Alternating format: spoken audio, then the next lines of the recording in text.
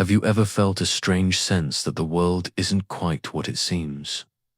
That the rhythms of nature, the sudden leaps of human evolution, and even the silent star-filled void above us feel orchestrated? What if the greatest mystery isn't out there among the stars, but is the very ground beneath our feet? What if our planet is not a random paradise, but a carefully designed laboratory? Tonight, we venture into the profound and unsettling hypothesis that Earth itself is an experiment, engineered by an intelligence so advanced it lies beyond our comprehension.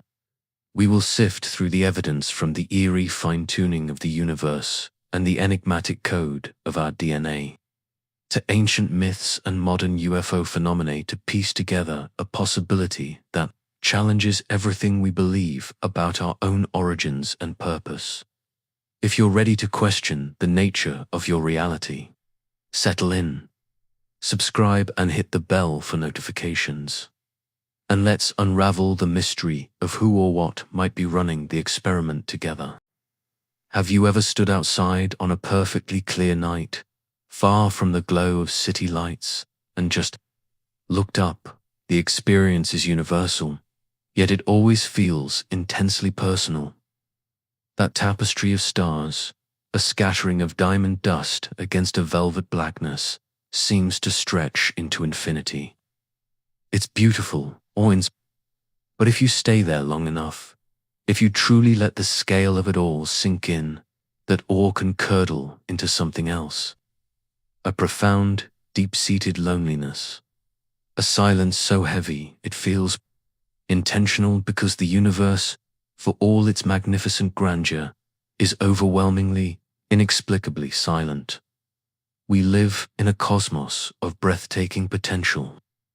A conservative estimate suggests there are over 100 billion galaxies in the observable universe. Within each of those galaxies, there are hundreds of billions of stars. And orbiting a significant portion of those stars, we now know, are planets. The numbers are so vast they cease to have meaning, becoming instead an abstract concept of near-infinite possibility. The mathematics of probability, the sheer statistical weight of it all, screams one undeniable conclusion. We should not be alone. The universe should be a vibrant, noisy cacophony of life. A sprawling interstellar metropolis buzzing with signals, journeys, and the evidence of countless civilizations. And yet, we hear nothing. We see nothing. We find nothing. We are surrounded by a cosmic desert of silence. This is the core of the Fermi paradox, named for the physicist Enrico Fermi who, over a casual lunch in 1950, famously posed the question, "Where is everybody?" It's a question that has haunted astronomers, philosophers, and dreamers ever since. The solutions proposed are numerous, each more terrifying or melancholy than the last. Perhaps intelligent life is incredibly rare, a fluke that we alone possess. Perhaps it is common, but it inevitably destroys itself upon discovering the tools of its own destruction: nuclear war, climate catastrophe, runaway nanotechnology. This is the great filter theory, a grim suggestion that a wall of existential doom awaits all advanced species, and we might be approaching it. Perhaps other civilizations are out there, but they are so vastly advanced that we are as interesting to them as an anthill is to us beneath notice. Or perhaps they are hiding, observing us from the shadows for reasons we cannot fathom. But there is another possibility, one that is far more radical and far more unsettling. What if the silence isn't a paradox? What if it's not an accident or a tragedy? What if the silence is the entire point? What if the reason we cannot hear the cosmic chorus is because we are living in a carefully controlled isolation chamber? What if Earth and everything on it is not a random product of cosmic chance, but a deliberate, contained experiment designed and maintained by an intelligence so far beyond our own that we lack even the basic vocabulary to describe it. Think of it like this. Imagine you are a scientist studying a specific phenomenon. You wouldn't conduct your experiment in the middle of a noisy, crowded street where countless variables could contaminate your results. No, you would create a sterile, controlled laboratory. You would use a petri dish. You would seal it, place it in an incubator, and you would observe. You would control every variable: temperature, light, nutrients. You would ensure no outside influences could interfere. The subjects of your experiment, be they bacteria or cells, would be utterly unaware of your presence. Their world is the dish. Their universe is bounded by glass. They could never perceive you, the giant, godlike intelligence that peers in from a reality they cannot comprehend. Now, scale that thought up. Infinitely, what if our solar system, our sun, our planet, is the petri dish? The silence of the universe isn't a mystery. It's the walls of the laboratory. The void of space is our sterile field, preventing contamination. The distances between stars are not a barrier to be crossed, but a boundary to be enforced. We look up and see an empty cosmos, and we feel lonely. But what if that emptiness is a design feature? What if we are being kept separate, pristine, and untainted, so that the experiment can proceed without outside interference? This is the prime question, the foundation of a hypothesis so vast it threatens to unravel our very understanding of existence. It forces us to reconsider everything we think we know about our origins, our purpose, and our place in the cosmos. We are no longer just a species on a planet. We are potential data points. Our entire history, the rise and fall of empires, the birth of art, the agony of war, the spark of scientific discovery could all be part of a dataset being collected, analyzed, and filed away by something we cannot see, cannot hear, and certainly cannot understand. The evidence for this is not found in a single smoking gun artifact. It is found in the eerie convergence of 1,000 tiny anomalies, a series of cosmic coincidences that are a little too convenient, a little too perfect. It's in the fundamental laws of physics themselves, which seem fine-tuned to an impossible degree to allow for the existence of life. Change one constant, just slightly, and the universe would fly apart or collapse in on itself, and stars, planets, and life would never form. It's in the sudden, unexplained leap in human consciousness that separated us from the rest of the animal kingdom. It's in the ancient texts and creation myths from cultures that had no contact with each other, yet all tell stories of beings descending from the sky to shape humanity. It's in the modern UFO phenomenon, which behaves less like an invasion and more like a sporadic, almost clinical, sampling operation. And it's in the silence. Always the silence, the wow. Signal, detected in 1977, is a perfect metaphor for our predicament. It was a powerful narrowband radio signal that appeared to come from the direction of the constellation Sagittarius.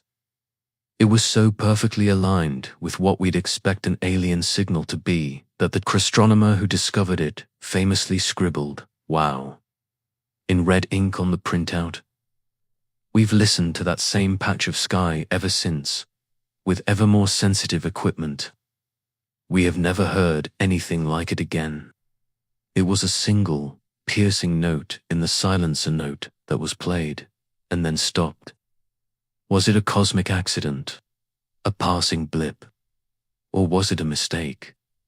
A momentary lapse in the laboratory's containment? A brief crack in the silence that allowed a sliver of the true noise of the universe to bleed through, before whatever or whoever is running the experiment quickly close the channel again. Consider our own place within this laboratory. Our planet is positioned in a Goldilocks zone around our sun, not too hot, not too cold, perfectly suited for liquid water and life. Our moon is bizarrely large, acting as a stabilizer for our planetary tilt, giving us stable seasons. Jupiter, a giant gas planet, acts as a cosmic vacuum cleaner. Its immense gravity sucking in asteroids and comets that might otherwise devastate Earth. The list of just right conditions goes on and on. From a purely statistical standpoint, it feels less like luck and more like architecture. This is not to diminish the wonder of evolution or the incredible journey of life on Earth. But what if the evolutionary tree was planted in a purpose-built garden? What if the rules of natural selection are the algorithm of the experiment? The mechanism by which the designers test for resilience, adaptability, and innovation. We are so busy studying the branches and leaves of the tree that we never think to question the nature of the soil in which it's rooted. The question, "Are we alone?" is perhaps the wrong question entirely. It assumes we are independent actors on a cosmic stage. The more terrifying, and perhaps more plausible, question is, are we the subjects? Are we being watched, studied, and assessed by a consciousness whose motives are as inscrutable to us as our motives are to the bacteria in a petri dish? This hypothesis transforms human history from a grand epic into a controlled clinical trial. Every war is a stress test. Every period of peace is an observation of stable conditions. Every artistic renaissance, every technological revolution is a data point on a graph measuring cognitive and cultural development. The experimenters might be testing the limits of cooperation, the thresholds of conflict, the emergence of empathy, or the evolution of a global consciousness. Or they might be testing for something we haven't even conceived of yet. As we embark on this journey over the next segments, we will open the case file on this ultimate mystery. We will examine the evidence for this cosmic laboratory from every angle. We will look at the physics of the universe itself and ask if its laws are natural or programmed. We will delve into the mystery of DNA and ask if it is a biological blueprint or a sophisticated code written by an intelligence. We will re-examine ancient myths not as primitive superstitions, but as fragmented, garbled memories of the experiment's initial conditions or of early interventions by its conductors. We will look at the UFO phenomenon through this new lens, not as visitors from another planet, but as technicians maintaining the lab equipment. This is the deepest rabbit hole there is. It is an idea that can make you feel small and insignificant, or it can be the key to a new kind of liberation. For if this is an experiment, then our awareness of it is the one variable the designers may not have accounted for. The experiment might be on the verge of its most profound result. The subjects becoming aware of the lab, the silence is no longer empty. It is now full of intention. It is watching. The question is no longer, where is everybody? The question is now, what do they want to learn? That profound and unsettling silence, we contemplated the feeling of being inside. A carefully controlled isolation chamber leads us inevitably to a new and even more fundamental question. If this is a laboratory, then what of the laboratory itself? We must move from the hypothesis of isolation to an examination of the very fabric of our containment. We must look not out at the silent stars, but inward at the fundamental rules that govern every single particle, wave, and moment of existence within our universe. For the most compelling evidence that we may be living within a designed construct does not come from the void of space. but from the intricate, impossibly precise laws of physics that make space, and everything within it, possible. This is the mystery of the fine-tuned universe, and it presents us with a series of constants and quantities so perfectly calibrated for life that the idea of random chance begins to crumble under the staggering weight of statistical impossibility. Imagine, for a moment, that you stumbled upon an old, abandoned cabin deep in the woods. You step inside to escape the elements, and you find a single, solitary book on a dusty table. You open it. The book is written in perfect, fluent English. Not only that, but its narrative is complex, its grammar impeccable, its story deeply moving. Now, could you conclude that a random lightning strike hit a pile of paper and ink, and through a miraculous series of chaotic events, assembled this specific, coherent book? The very idea is absurd.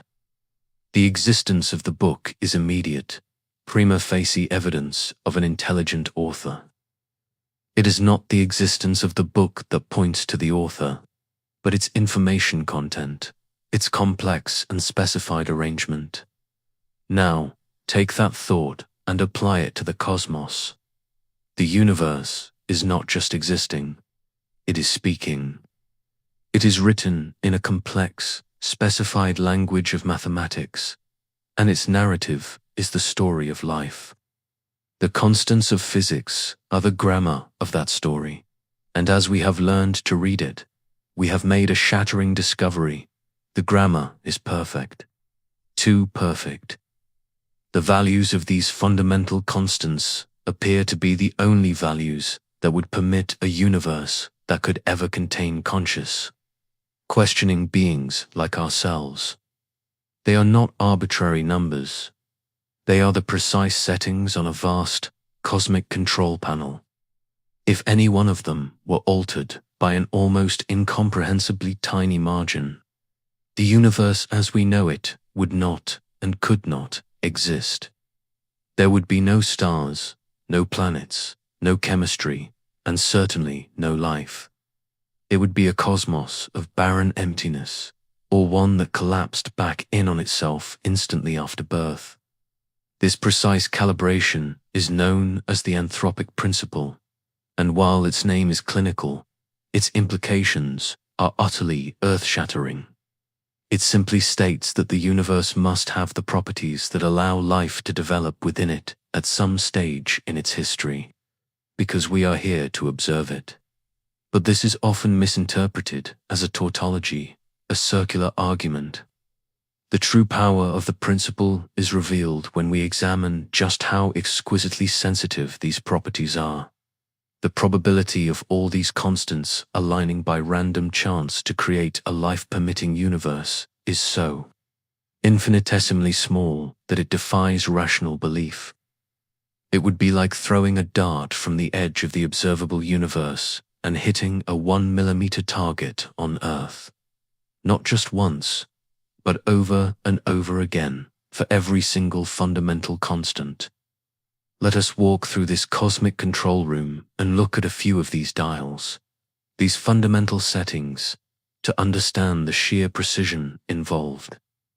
We can start with the force of gravity, as defined by the gravitational constant. This force is what holds planets in orbit around stars, and stars in orbit within galaxies. It is what allows matter to clump together to form those stars and planets in the first place. If the strength of gravity were even slightly stronger, the universe would have collapsed back into a superdense state. Almost immediately after the Big Bang, there would have been no time for stars to form, let alone for life to evolve. If it was slightly weaker, matter would have flown apart too quickly to ever coalesce into galaxies and stars. The cosmic clouds of gas and dust would have simply dissipated into a thin, useless haze. The margin for error is vanishingly small. Next, consider the strength of the strong nuclear force. This is the glue that holds the nuclei of atoms together. It binds protons and neutrons against the powerful repulsive force of their positive charges. If this force were just a few percent stronger, two protons would be able to bind together directly. This may sound minor, but its consequences would be catastrophic. In such a universe, the fusion process in stars would be radically different. Hydrogen would fuse into elements far too heavy, too quickly, burning out the fuel of stars at an incredible rate. Stars would be rare, short-lived, and would not provide the long, stable periods of energy output necessary for life to develop on orbiting planets. If the strong force was slightly weaker, it wouldn't be able to hold nuclei together at all. Elements like deuterium, a crucial stepping stone in stellar fusion, would be unstable. This would mean that the complex elements essential for life, carbon, oxygen, nitrogen, could never be forged in the hearts of stars. The universe would consist of nothing but hydrogen, a boring, lifeless soup of the simplest element. The balance is, again, unimaginably precise. Perhaps the most famous example of this fine-tuning is the cosmological constant, which governs the rate of the universe's expansion. This is the energy density of empty space itself, a repulsive force that counteracts gravity on the largest scales. When this value was first calculated by physicists, based on their theories of quantum mechanics, the result was wrong by a factor of 10,120. That is a 1 followed by 120 zeros. It is the largest discrepancy between theory and observation in the entire history of science. This value is not just a little off. It is off by a number so vast it transcends human comprehension. Yet, this impossibly small non-zero value is exactly what is required for a universe like ours to exist. If the cosmological constant were any larger, even by a minuscule amount, the repulsive force would have torn the universe apart before galaxies could ever form. Matter would have been flung into an ever-accelerating, lonely void. If it were any smaller or negative, gravity would have overcome the expansion quickly, causing the entire universe to recollapse in a big crunch shortly after it began. The fact that this constant has exactly the value it does, a value that seems surgically implanted to allow for structure in life, is one of the deepest mysteries in modern cosmology. It feels less like a natural occurrence and more like a parameter carefully entered into a cosmic simulation. We can look at the ratio of the mass of the electron to the proton. If this were different, chemistry would be impossible. Atoms wouldn't form stable bonds. The complex molecules that form the basis of life, proteins, DNA, enzymes, rely on an exquisitely delicate dance of electromagnetic forces between electrons. Tweak the mass of the electron slightly, and that dance falls apart. The universe becomes chemically inert. The initial conditions of the Big Bang itself appear fine-tuned. The distribution of energy and matter in the early universe was almost, but not perfectly, smooth. This slight unevenness, this primordial roughness, was crucial. It provided the gravitational seeds around which galaxies and clusters of galaxies could eventually form. If the universe had been perfectly smooth, matter would have been distributed evenly and no structures would have ever collapsed into stars and planets. If it had been too uneven, the universe would have quickly collapsed into a swarm of black holes. The amount of this initial lumpiness had to be just right. To within 1 part in 100,000, it is like throwing 1 billion marbles onto a vast floor and having them land in precisely the right configuration to build a cathedral. The list goes on and on and on. The precise energy levels of the carbon atom that allow it to be produced in abundance inside stars. The unique properties of water that make it the perfect solvent for life. the exact transparency of the atmosphere to the specific wavelengths of light needed for photosynthesis. Each one of these is a dial on the control panel, and each one is set to a breathtakingly precise value. The cumulative probability of all these constants and conditions aligning by pure random chance is so astronomically low that it effectively rules out chance as a plausible explanation. So, how do we explain this? Science offers a few hypotheses, but each one, in its own way, leads us back to the same profound mystery. The first is the multiverse theory. This suggests that our universe is just one of a potentially infinite number of universes, each with its own random set of physical constants and laws.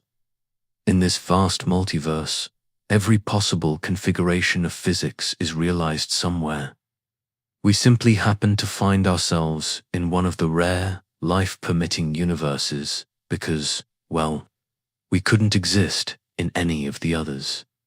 It is the ultimate expression of the anthropic principle. While this is a theoretically possible solution within the realms of quantum mechanics and string theory, it is fundamentally untestable and unprovable. It is a metaphysical escape hatch. It also feels, to many, like an even more extravagant claim than the idea of a designer. It requires the existence of an infinite number of unobserved universes to explain the peculiarities of our own. It is like explaining the perfectly authored book in the cabin by proposing that there are an infinite number of cabins with an infinite number of randomly assembled books, and we just happen to walk into the one cabin with the perfect book. It doesn't disprove the author. It just moves the problem to a method. The second hypothesis is that there is some deeper underlying theory of everything that we have not yet discovered, which would logically dictate why these constants must have the values they do. They would not be free parameters, but necessary outcomes of a single, elegant equation. This is the hope of many physicists. But as of now, no such theory has been found, and there is no guarantee that one exists.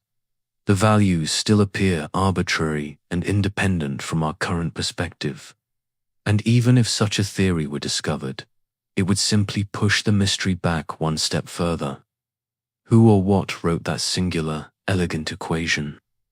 Why does that law exist? The third possibility, the one we are exploring, is that the fine-tuning is exactly what it appears to be: evidence of design. The constants are set because they were set. The dials were turned because a mind, or a consciousness, or a creative force of a nature we cannot comprehend, turned them. The universe is not a random accident. It is a construction. It is a product of intentional engineering. In this light, the fine-tuned universe is the ultimate evidence for the laboratory hypothesis. The physical laws are the protocols of the experiment. They are the rules of the simulation, the boundaries of the Petri dish. They were established at the moment of inception, the Big Bang, to create the specific conditions required for the experiment to run its course. The experimenters needed a stable, long-lasting universe with stars that could forge heavy elements and planets that could provide a stable environment for billions of years. They needed chemistry to be possible. They needed a universe that could eventually become and so they set the dials. They input the parameters. They fine-tuned the cosmos. This transforms the Big Bang from a mysterious, singular cosmic event into the moment of initialization. It was the powering on of the system, the booting up of the simulation, the sealing of the Petri dish. The incredible energy and precision of that moment was not a random explosion, but the careful, deliberate act of creation, setting in motion a chain of events that would, billions of years later, lead to us looking back at it in wonder and confusion. This perspective does not destroy the wonder of science. It reframes it. When a physicist discovers a new elegant mathematical formula that describes a fundamental force, they are not just uncovering a random fact of nature. They are reverse engineering the code of the experiment. They are deciphering the programming language of the designers. Every time we unlock a secret of quantum mechanics or general relativity, we are not just learning how the universe works. We are reading the blueprint. The silence of the universe, then, is complemented by the deafening shout of its design. The void is not empty. It is structured. The loneliness is an illusion of perception. We are not alone in the sense that we are being observed, but we are profoundly alone in the sense that we are isolated within a carefully constructed reality. A reality whose every law seems to whisper of a purpose we are only beginning to glimpse. The laboratory has walls of mathematics and physics, and we are now, for the first time, running our fingers along them, feeling for a seam, a door, a way to understand the nature of the room we are in. Having felt the walls of our laboratory by examining the fundamental constants that shape it, our investigation must now turn inward, to the most sophisticated and mysterious piece of technology within the experiment, life itself. And at the heart of that mystery lies a code digital, instructional code that seems utterly alien in a world of analog, chaotic biology. The next segment of our journey will descend into the microscopic realm, to the molecule of heredity that contains the instructions for building every single form of life on this planet. We will examine the enigma of DNA, having traced the impossibly precise architecture of the cosmos, itself those fundamental constants and forces that form the very walls and laws of our potential. Laboratory, we must now turn our attention inward, to the heart of the experiment. For a laboratory, no matter how perfectly designed, is merely an empty shell without a subject, without a process to observe. And within the confines of this planet, the most profound and complex process is life. But as we descend from the cosmic scale to the microscopic, we do not leave behind the feeling of eerie precision. We intensify it. We exchange the vast, silent control room of the universe for the humming, impossibly complex machinery of the cell. And there, locked in the nucleus of nearly every one of our trillions of cells, we find the second great pillar of our mystery, the molecule of deoxyribonucleic acid, DNA. This is not just a chemical. It is a blueprint, a library, a historical record, and a set of instructions so sophisticated that its very existence challenges our understanding of nature, probability, and origin. If the laws of physics are the immutable rules of the experiment, then DNA is the active, dynamic script, the code that governs the development and function of the biological subjects within it. And like the fine-tuned constants, it presents us with a problem of such profound complexity that the line between natural occurrence and intentional design becomes dangerously blurred. The core of the enigma is this: DNA is, in its essence, a digital code. It is not a vague analog chemical reaction. It is a linear, sequential, symbolic language. It stores information in a four-letter alphabet, TC, G, which stand for the nucleotides, adenine, thymine, cytosine, and guanine. The order of these letters, these nucleotides, is what matters. They are arranged into genes, which are like sentences or paragraphs of instruction. These genes are read by complex cellular machinery and translated into proteins, the workhorse molecules that build and operate every single aspect of a living organism. This is not a metaphor. This is a literal, biochemical reality. The system possesses all the hallmarks of a designed information system: a language, the genetic code; a coding scheme, the specific sequence of nucleotides; a transmission medium, the DNA molecule; a reader, the ribosome; and a decoder, transfer RNA. We are looking at a biological version of a sophisticated software program, written in a language of astonishing efficiency and complexity. The information contained within the human genome is so vast that if you were to write out the entire sequence of A's, T's, C's, and G's in a normal font size, it would stretch from the Earth to the Sun and back over 300 times. And this information is not random. It is highly specified and complex. It is a recipe with 3 billion precise steps to build a human being. The probability of this specific sequence arising by random chance through undirected chemical processes is, much like the fine-tuning of the universe, so infinitesimally small as to be effectively zero. It would be like expecting a tornado blowing through a junkyard to assemble a fully functional Boeing 747. The problem of the origin of life, therefore, is fundamentally an information problem. It is not merely about assembling the right chemicals, though that is difficult enough, but about assembling the right information. How does a meaningless, chaotic chemical soup spontaneously generate meaningful, instructional code? How do random molecular interactions write a recipe before there is a chef to read it? This is the central, unanswered question of abiogenesis, the study of life's beginnings.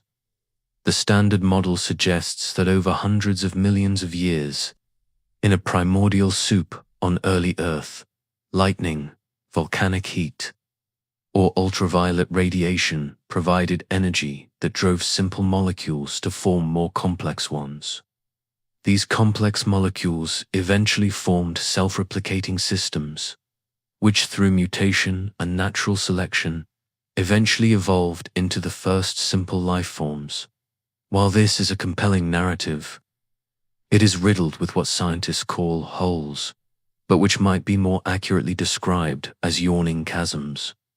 The first and most formidable chasm is the formation of the nucleotides themselves. Under realistic prebiotic conditions, the very processes that create adenine also create a host of other closely related chemicals that act as contaminants, preventing the pure formation of the necessary molecules. It's like trying to build a watch when your toolbox is filled with not only gears and springs, but also thousands of nearly identical pieces of junk that jam the mechanism. Furthermore, these nucleotides are notoriously unstable.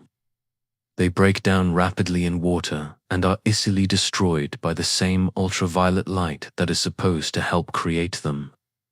The idea of them accumulating in a vast, concentrated soup over millennia is chemically problematic. The second chasm is the assembly of these nucleotides into a chain. To form DNA or its cousin, RNA, the nucleotides must link together in a specific type of chemical bond called a phosphodester bond. In a laboratory, a skilled chemist can make this happen by carefully controlling the environment, adding specific catalysts and meticulously purifying the ingredients. In a random, messy, wet, and unpredictable primordial Earth, this process is fraught with side reactions that lead nowhere. Water, the very medium of life, is itself a major obstacle to this assembly, as it actively breaks these bonds apart, a problem known as hydrolysis. Even if we grant the miraculous formation of a self-replicating molecule, we hit the third and most profound chasm, the origin of the information it contains. A molecule that can make a copy of itself is one thing. A molecule that contains instructions for building the complex machinery to copy itself is something else entirely. Natural selection, the powerful engine of evolution, cannot kick in until there is a self-replicating system that makes imperfect copies. But natural selection cannot explain the origin of the first replicator itself. It is a catch-22. You need a complex, information-rich molecule to begin evolution. But you need evolution to build a complex, information-rich molecule. This is like needing a fully written book to start a printing press, but needing a printing press to produce the first book. The transition from chemistry to coded biology represents a leap of such staggering improbability that it points to either a miracle of incalculable odds or an event that was not entirely random. This is where the experiment hypothesis offers a compelling, if startling, framework. What if the information in DNA was not the product of blind chance, but was, in some way, implanted or introduced? What if the primordial soup was, quite literally, seeded? This idea, known as directed panspermia, was seriously proposed by the Nobel Prize-winning molecular biologist Francis Crick. The co-discoverer of the structure of DNA, Crick found the origin of life on Earth to be so statistically improbable that he suggested it could have been deliberately initiated by an intelligent civilization from elsewhere in the universe, who sent a spacecraft containing primitive microorganisms to Earth. While this pushes the problem of life's origin to another planet, it introduces the concept of an intentional, intelligent source for biological information. Within our laboratory model, we can take this idea a step further. The seeders need not be biological aliens in spaceships. They could be the experimenters themselves. The introduction of a self-replicating, information-bearing molecule onto a prepared planet perfectly positioned around a stable star, with the right chemical composition and water, could be the official start of the experiment. The Petri dish was prepared with the fine-tuned constants. The nutrient agar was the primordial earth, and the first cell, or precellular molecule, was the initial inoculation. From that single, designed starting point, the experiment of evolution could unfold, driven by the rules of mutation and natural selection, all contained within the boundaries of the laboratory. This perspective transforms how we view DNA. It is not just a molecule. It is the ultimate data storage device. Its 4-base code is not a product of chemistry. It is a language chosen for its stability and efficiency. The fact that this code is universal across all life on Earth, from bacteria to blue whales, suggests a common source, a single point of origin for the entire biological experiment. And then there is the mystery of junk DNA. For decades, scientists believed that large portions of our genome, over 98% of it, were non-functional evolutionary leftovers. Junk accumulated over millions of years of evolution. This was often used as an argument against intelligent design, asking why a designer would fill a blueprint with nonsense. But recent research from the ENCODE project and other initiatives has radically overturned this idea. It appears that far from being junk, this non-coding DNA is teeming with function. It contains intricate regulatory switches that control when and how genes are turned on and off. It holds codes for complex RNA molecules that perform vital tasks. It is the operating system that runs the genetic software. The junk is, in fact, a vast, largely unexplored layer of sophisticated information. This is precisely what we would expect if the genome were a designed data storage system. Any proficient programmer knows that a complex program requires not only the functional code itself, but also vast amounts of regulatory code, comments, and instructions for the compiler. Lines that are not directly executed but are essential for the overall program to function correctly. The so-called junk DNA could be the biological equivalent of this complex regulatory and instructional metadata.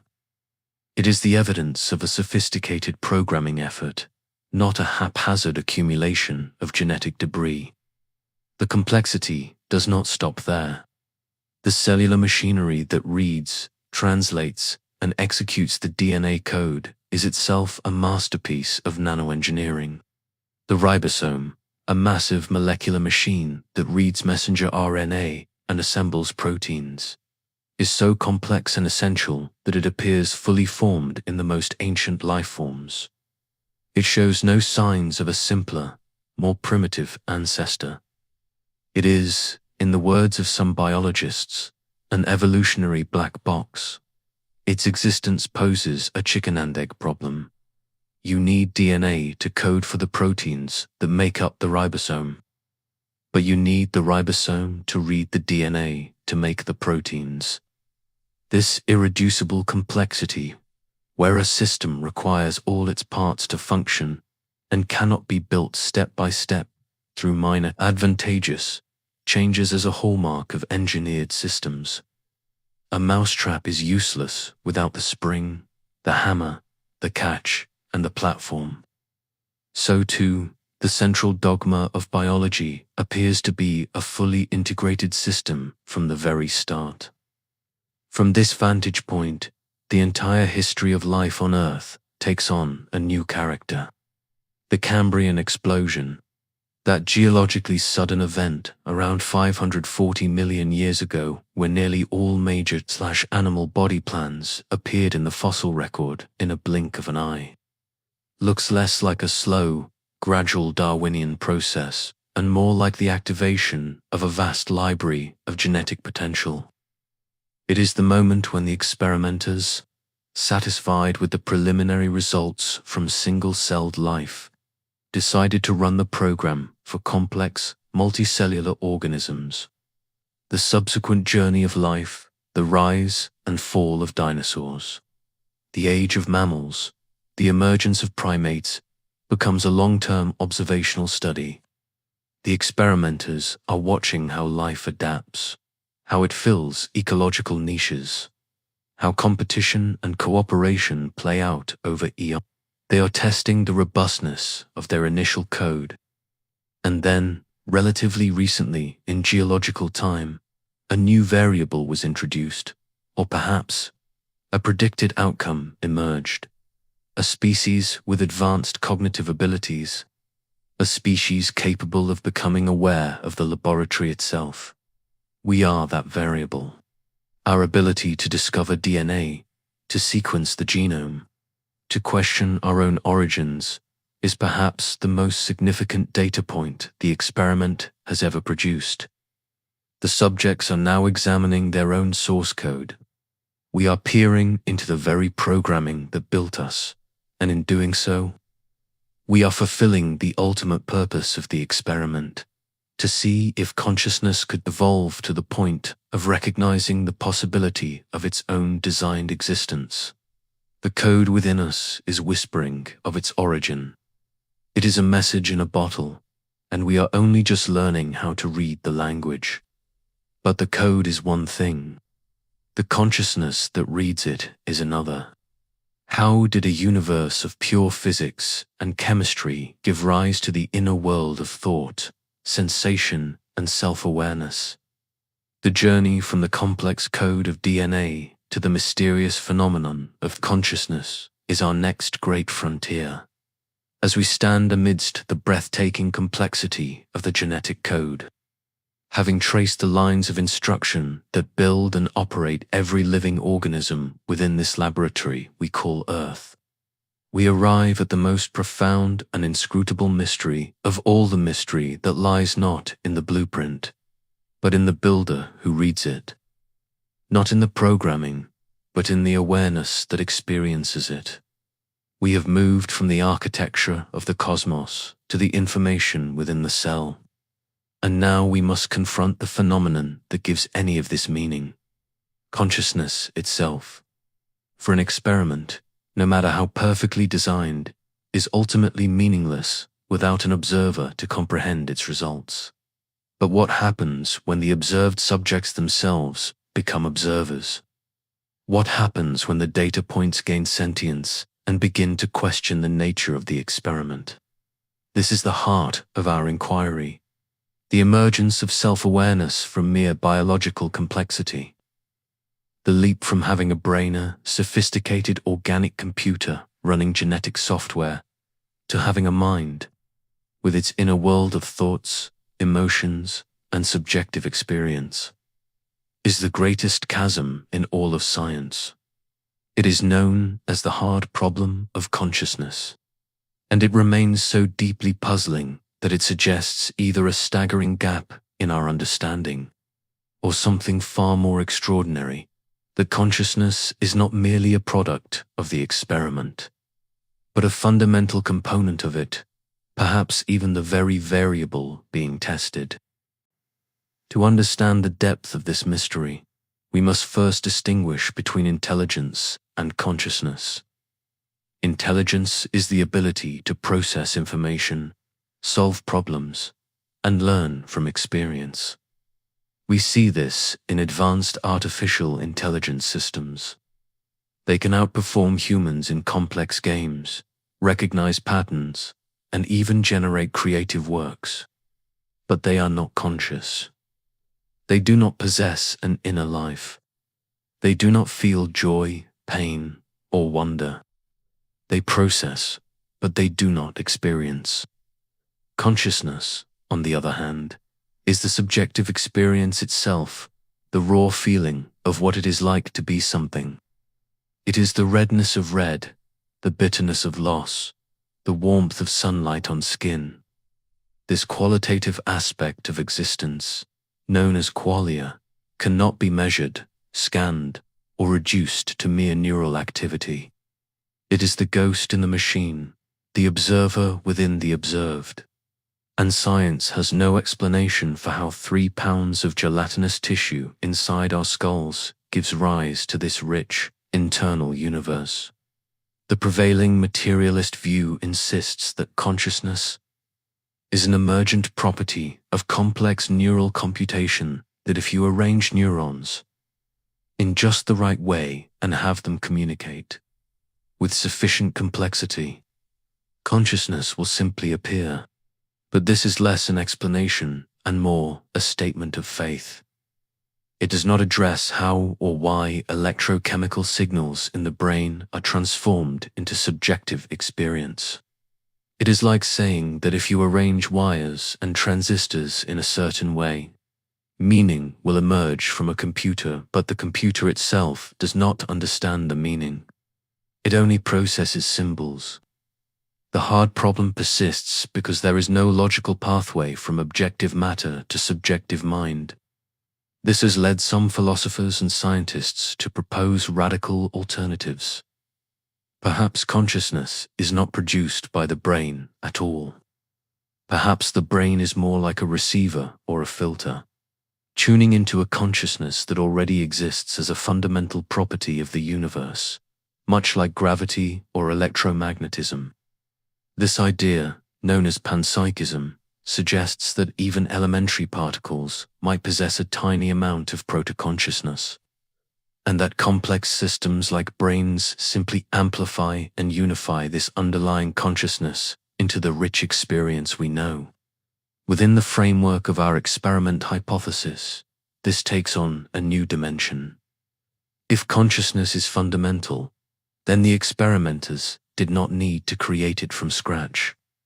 They needed only to create the conditions under which it could be focused, amplified, and studied. The fine-tuned universe, with its laws permitting complex life, and the DNA code, with its instructions for building complex brains, would then be seen as the apparatus for cultivating consciousness.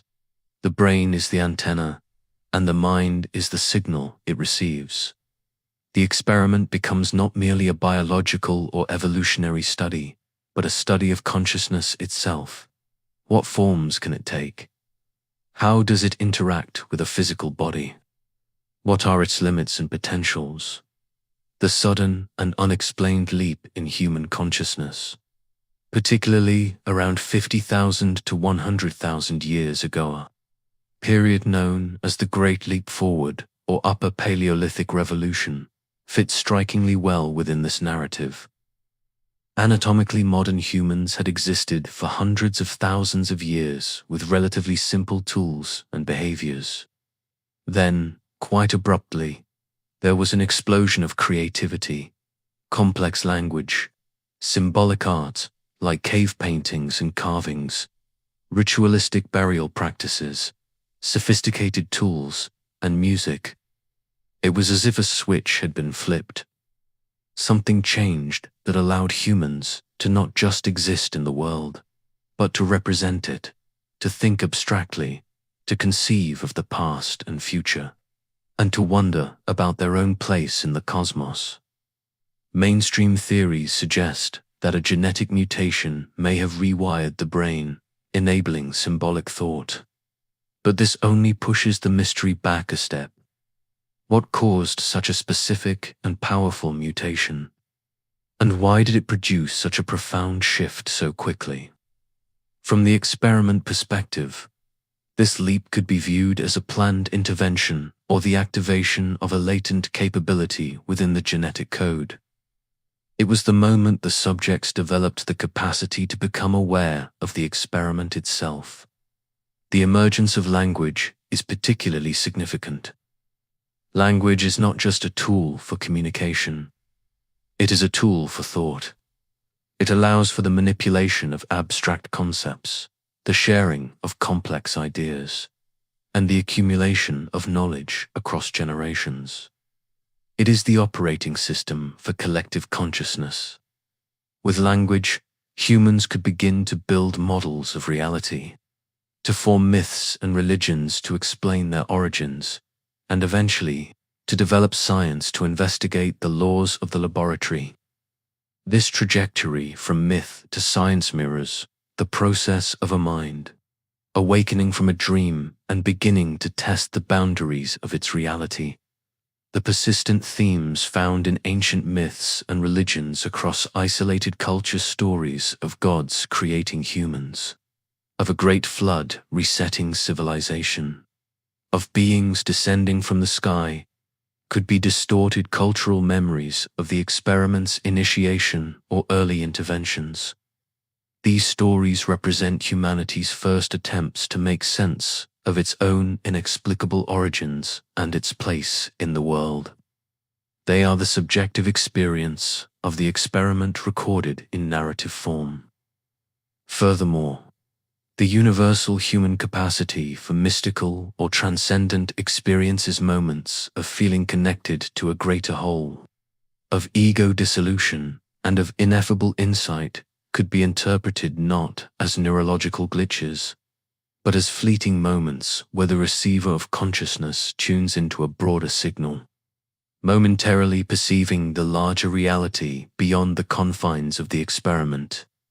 These experiences often bring a profound sense of meaning and peace, suggesting that contact with the outside is not threatening, but rather feels like a return to a natural state.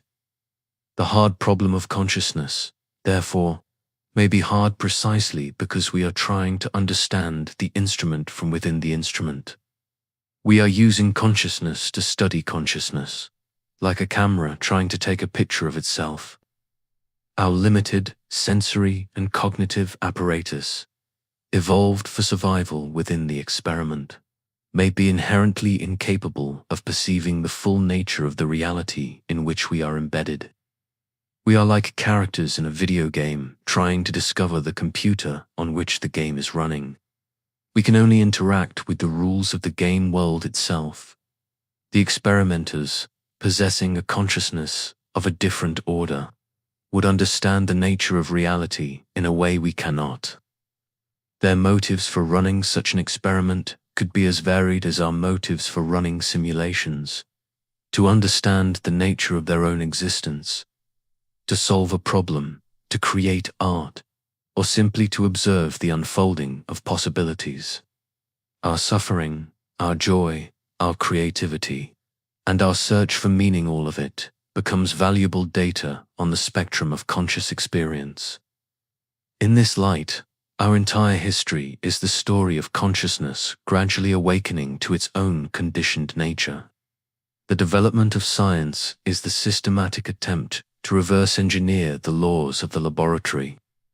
Philosophy is the attempt to reason about the nature of the experiment from within, and the persistent human drive to connect with something greater than ourselves, whether through religion, art, or love, may be the deepest impulse of all, the longing of the subject to know the experimenter, or perhaps to realize its own fundamental identity with the source of all that is.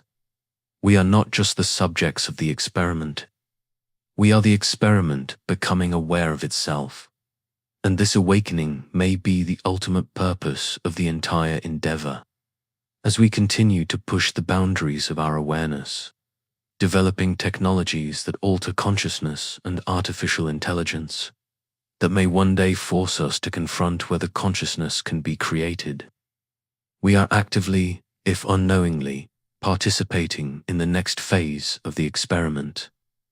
The journey inward into the mystery of mind now leads us outward, to the myths and stories that have shaped human understanding since the dawn of awareness. These narratives, found in every corner of the globe, may hold encrypted clues about our true origins as we navigate the labyrinth of our own consciousness, that self-aware spark born from the intricate biological machinery of the experiment. We find ourselves compelled to look backward, to search for our origins not only in the language of science, but in the oldest stories we have ever told.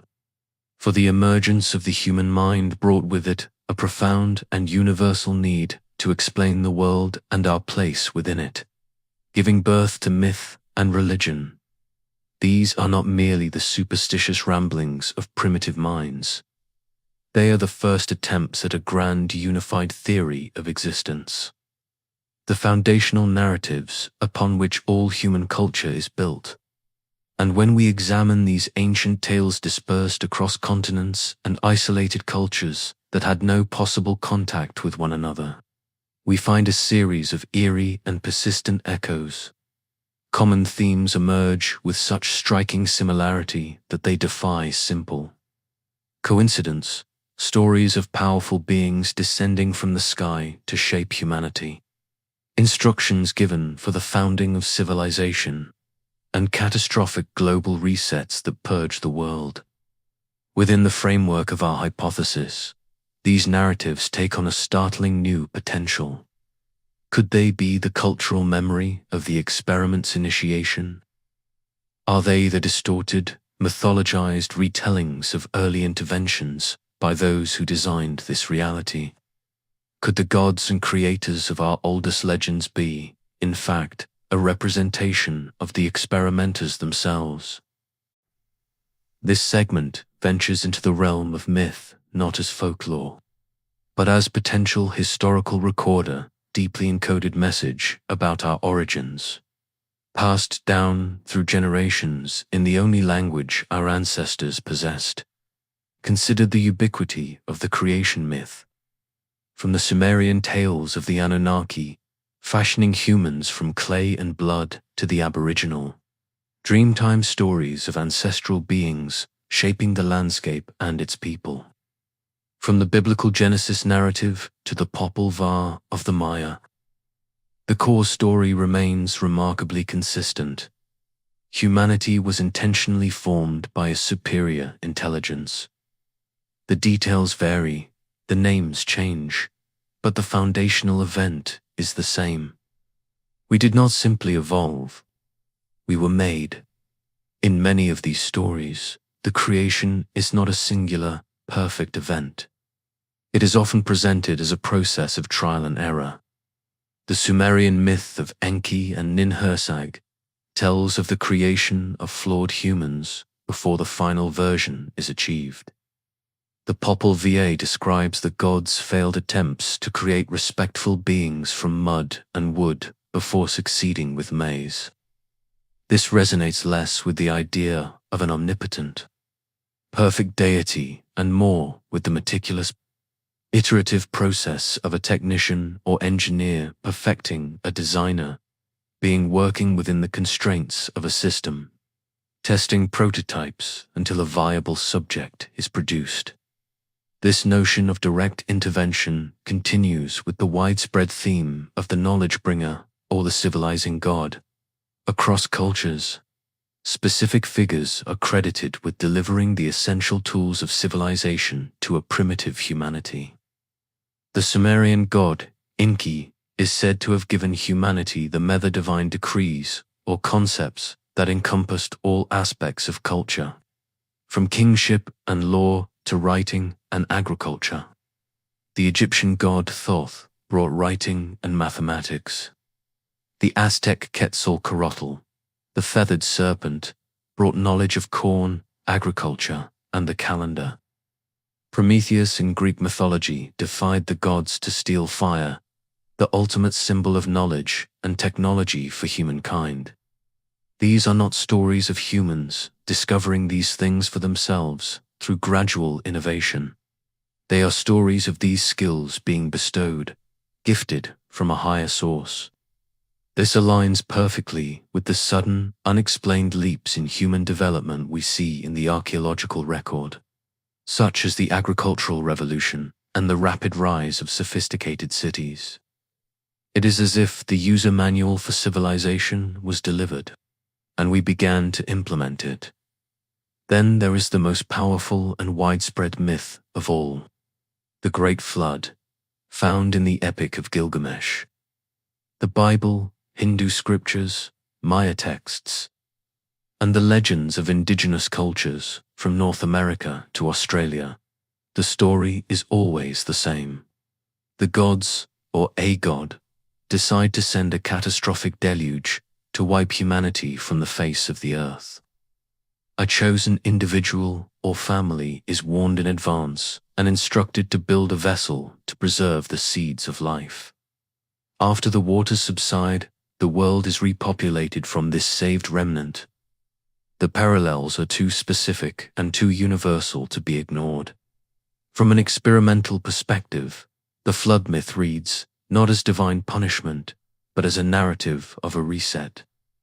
It is the story of a failed iteration. Perhaps an early version of humanity or a previous experiment within the laboratory did not yield the desired results. The variables were off. The subjects became too chaotic, too noisy, or deviated too far from the intended protocol. The decision was made to wipe the slate clean and begin again with a refined sample, the genetically saved remnant. This is a standard procedure in any long-term experiment. If a culture becomes contaminated or a trial goes awry, you sterilize the environment and start over with a purified strain. The geological evidence for major catastrophic flooding events around 7,000 years ago, particularly around the Black Sea and Mesopotamia, provides a potential real-world anchor for these stories. A massive, traumatic event like the breaching of the Bosporus and the catastrophic flooding of the Black Sea basin would have been seared into the collective memory of every surviving culture. Within generations, the memory of a natural disaster could have easily been woven into a narrative of divine judgment and renewal, especially if it coincided with a period of intervention or change in the experimental parameters. The descriptions of these gods and creators in many ancient texts are also curiously non-mystical. They are often portrayed as physical beings with human-like emotions, flaws, and agendas. They require food, they fall in love, they get jealous, they wage war amongst themselves. They travel in vehicles that are described in shockingly mechanical terms. The Vimanas of ancient Indian epics are detailed as flying chariots, sometimes capable of warfare. The biblical book of Ezekiel describes a magnificent wheel within a wheel covered in eyes. Descending from the sky with a sound like roaring waters, a description that many modern readers find strikingly reminiscent of a vertical landing aircraft. The Sumerian texts describe the Anunnaki traveling in something called a mu, often translated as a skyboat or chamber. These are not descriptions of ethereal, spiritual entities floating on clouds. They are accounts of advanced technology being witnessed by humans who lacked the vocabulary to describe it. To a prehistoric human, a helicopter or a spacecraft would be indistinguishable from a magical chariot or a shining god. The fire and smoke associated with these vehicles could be the exhaust and propulsion systems of advanced machinery. The terrifying roar could be the sound of engines. What if these myths are the literal, eyewitness accounts of the experimenters visiting their subjects, making adjustments, collecting data, or even interacting directly with them? The stories became more fantastical with each retelling over centuries. The technology morphing into magic, the visitors into gods. But the core memory of the event remained. This interpretation also offers a new perspective on ancient Galithic structures whose construction methods remain baffling. How were the massive stones of Baalbek, some weighing over 800 tons, quarried, transported, and placed with such precision? How were the pyramids of Giza aligned with such astronomical accuracy?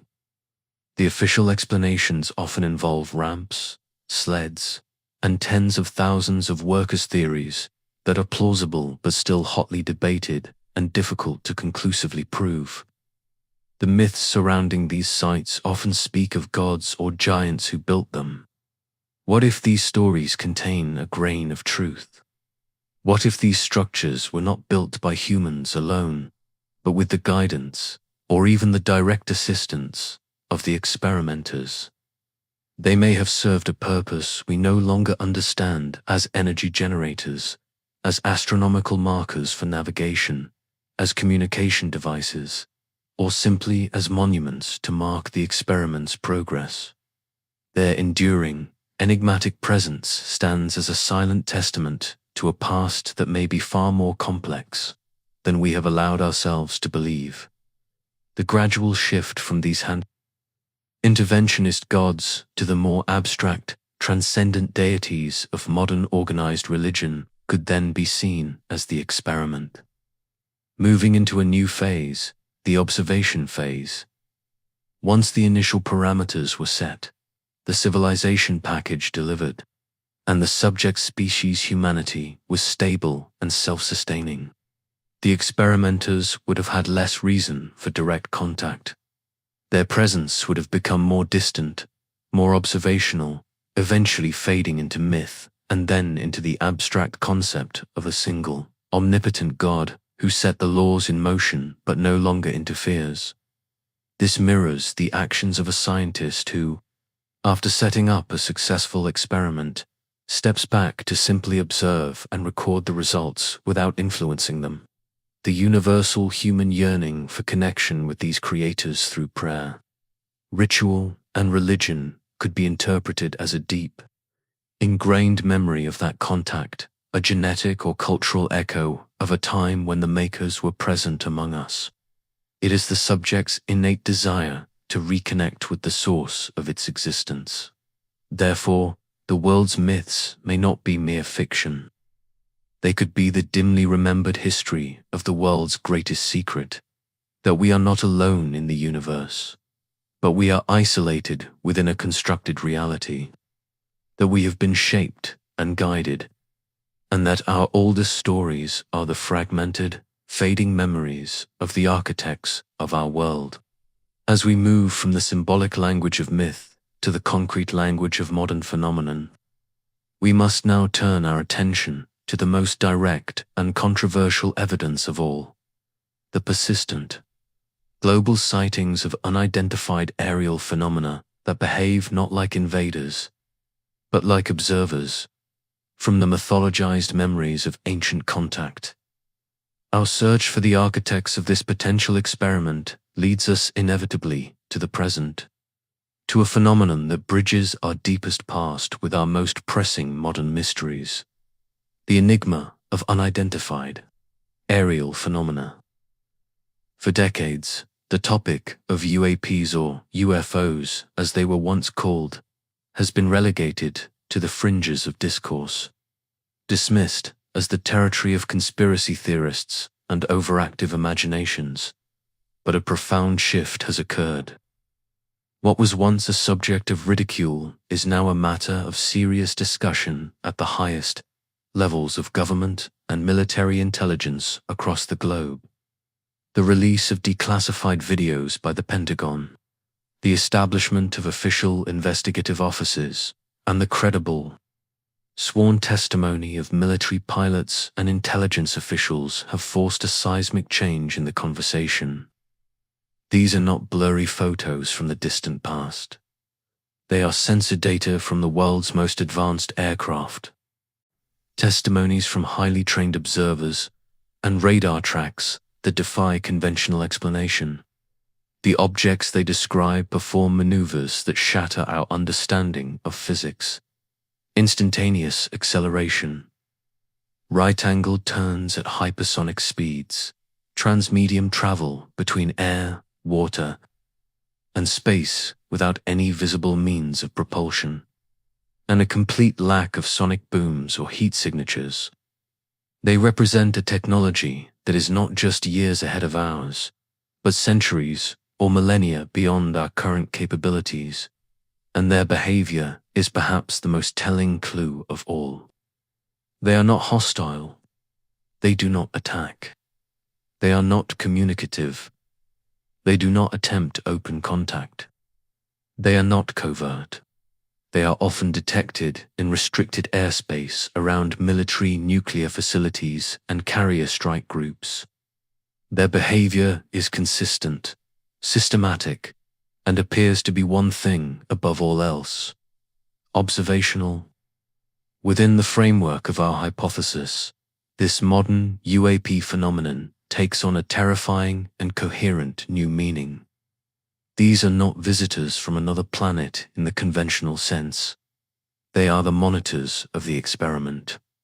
They are the technicians checking the instruments, the stewards ensuring the containment field is intact, the data collection agents observing the subjects as we continue to evolve and develop within the laboratory.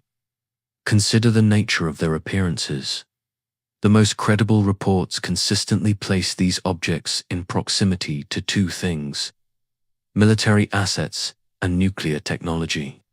There are countless declassified reports and witness testimonies describing UAPs hovering over missile silos and, in several documented cases, even temporarily disabling the nuclear launch capabilities of the weapons within. This is not random behavior.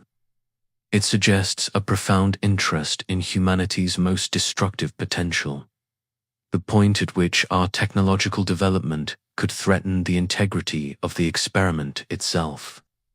A localized war is one thing. A global thermonuclear exchange that renders the planet uninhabitable would be a catastrophic loss of data and a failure of the experimental environment. The monitors appear to be acting to safeguard their investment, to ensure that the subjects do not destroy the laboratory before the experiment is complete. Similarly, their prevalence around naval carrier groups, the pinnacle of our coordinated military power and technological projections, suggests a focus on our peak organizational and strategic capabilities. They are studying our apex predators, our most complex social structures for defense and conflict. Their behavior is that of a scientist observing a particularly volatile chemical reaction, ready to intervene if it threatens to boil over and break the beaker. This interpretation resolves the long-standing paradox of the non-contact scenario, often summed up as the zoo hypothesis or the planetarium hypothesis. The reason they do not land on the White House lawn is not because of distance or a prime directive. It is because that is not their function. Their function is to observe without contamination, to ensure the experiment runs its course without outside influence until a specific milestone is reached, perhaps a certain level of collective consciousness, technological singularity, or global unification. Open contact would be the ultimate contaminant, irrevocably altering the behavior of the subjects and ruining centuries of data. The nature of the objects themselves further supports this. Descriptions often include a lack of visible propulsion, surfaces that seem to change phase or absorb light, and the ability to move seamlessly between different environments. These are not the characteristics of craft built for long-distance travel through space as we conceive of it. They are the characteristics of something that can manipulate the very fabric of local space-time. They appear less like interstellar spaceships and more like tools or probes that can appear and disappear within the laboratory at will, perhaps by accessing dimensions or layers of reality outside our perceived experimental construct. The frequent reports of these objects descending into or emerging from bodies of water, environment notoriously difficult for us to monitor or access, suggests the possibility of hidden bases or entry, exit points within the laboratory's environment itself, places where the monitors can interface with the experiment without being easily observed. The sheer variety of the forms reported, tic-tacs, triangles, cubes within spheres, suggests a range of specialized functions, from high-speed reconnaissance to more complex, perhaps even interdimensional operations. The common experience of missing time reported by witnesses in close proximity to these events could be explained not as alien abduction, but as a side effect of their technology. Localized temporal distortion used to cloak their activities, or a non-harmful method of temporarily subjects to prevent interference during a close-range data gathering operation. The historical consistency of the phenomenon is also critical. While the modern era provides the clearest data, reports of unusual aerial objects date back centuries, often described in the language of the time as fiery shields, celestial chariots, or mysterious airships. This suggests that the monitoring is not a new development, but a constant, ongoing process throughout human history.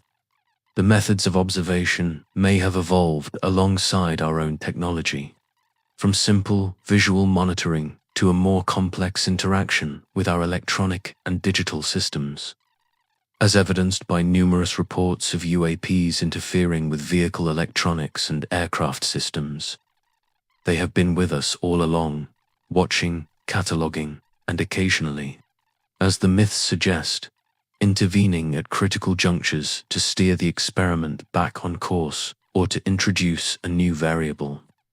Their presence is the silent, ever-present background hum of the laboratory, a hum we are only now developing the technological ears to hear. The gradual, controlled disclosure of information by governments can be seen not as a plan to reveal the truth, but as a managed acclimatization process. The authorities themselves may not understand the full picture, but they are aware of a presence that is technologically superior and utterly in control. The slow trickle of information is a way to prepare the population for a reality that would be existentially shattering if revealed all at once. It is a way to maintain social order within the experiment while the true nature of our reality is gradually unveiled. Therefore, the UAP phenomenon is the most tangible, modern evidence we have for the experiment hypothesis. It is the signature of the stewards of this reality. They are the silent, watchful eyes that ensure the protocols are followed, the data is collected, and the integrity of the isolation chamber is maintained. They are the proof that the experiment is ongoing, that we are not forgotten. and that our development is being tracked with meticulous interest. Their silent, enigmatic presence brings us to the next logical, and perhaps most unsettling, question. If we are in an experiment, what is its purpose? What variable are they testing for? The answer may lie in the most unpredictable and complex product of this world, the human mind itself, and its relentless, tortured, and beautiful search for meaning. The silent, systematic observation by non-human intelligences suggests a reality where humanity represents something worth watching with meticulous, relentless attention. Yet this very observation forces upon us a question so fundamental and so distressing that most of our philosophies and religions have shattered against it. What is the purpose of suffering? If this is an experiment run by intelligences of unimaginable capability, why does it contain such profound, seemingly gratuitous agony?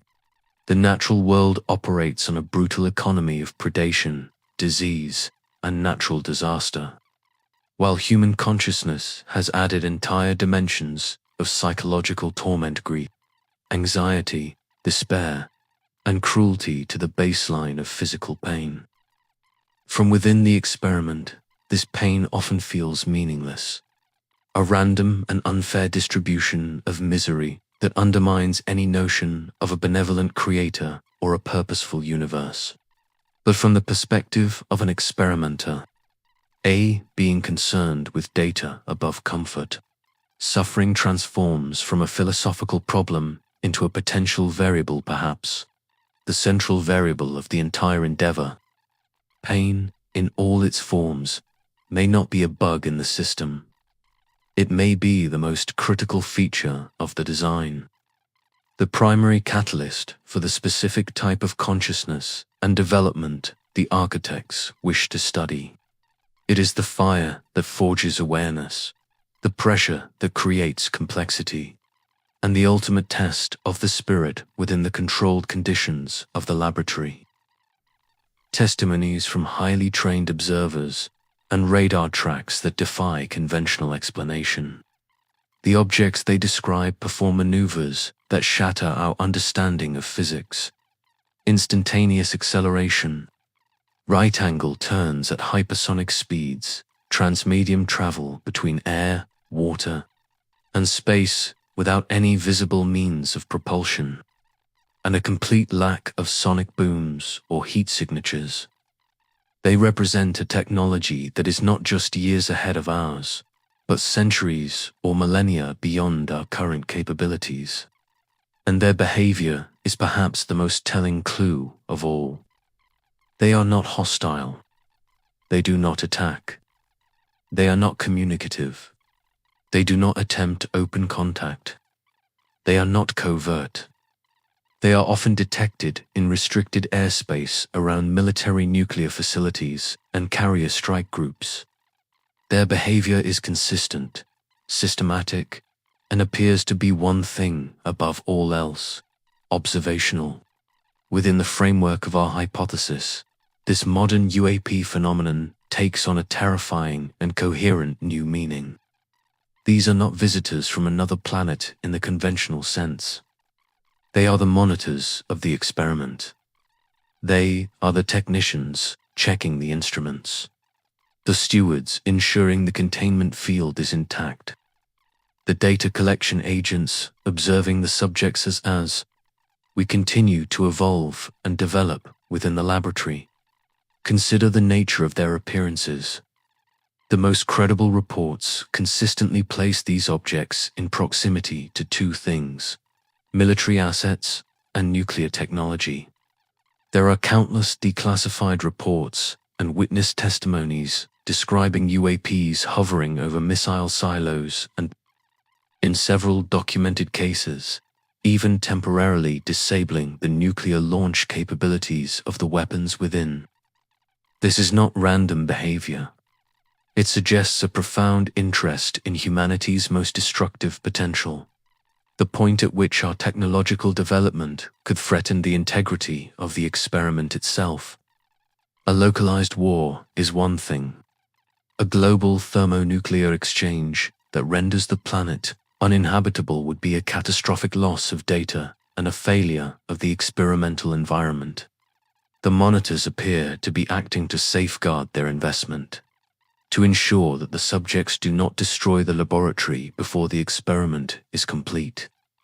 Similarly, their prevalence around naval carrier groups, the pinnacle of our coordinated military power and technological projections, gets a focus on our peak organizational and strategic capabilities.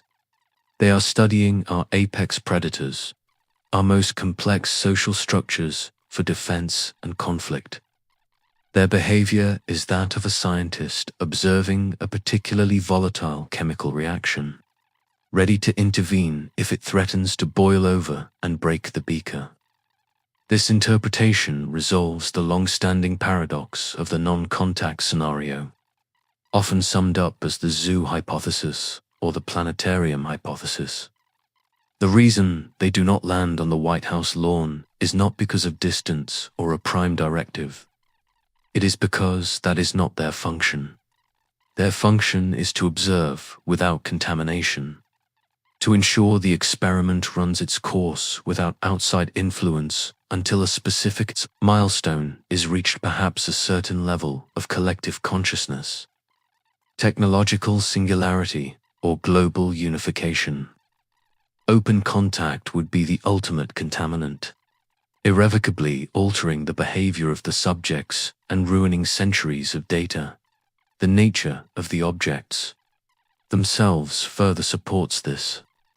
Descriptions often include a lack of visible propulsion, surfaces that seem to change, phase, or absorb light, and the ability to move seamlessly between different environments. These are not the characteristics of craft built for long-distance travel through space as we conceive of it. They are the characteristics of something that can manipulate the very fabric of local space-time. They appear less like interstellar spaceships and more like tools or probes that can appear and disappear within the laboratory at will, perhaps by accessing dimensions or layers of reality outside our perceived experimental construct.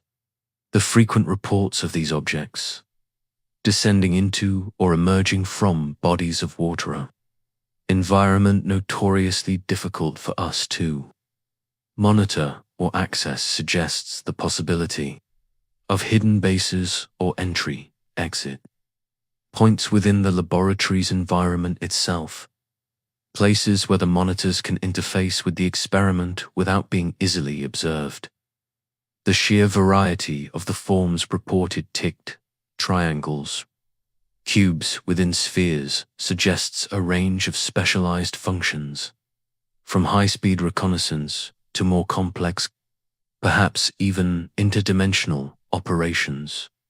The common experience of missing time reported by witnesses in close proximity to these events could be explained not as alien abduction, but as a side effect of their technology.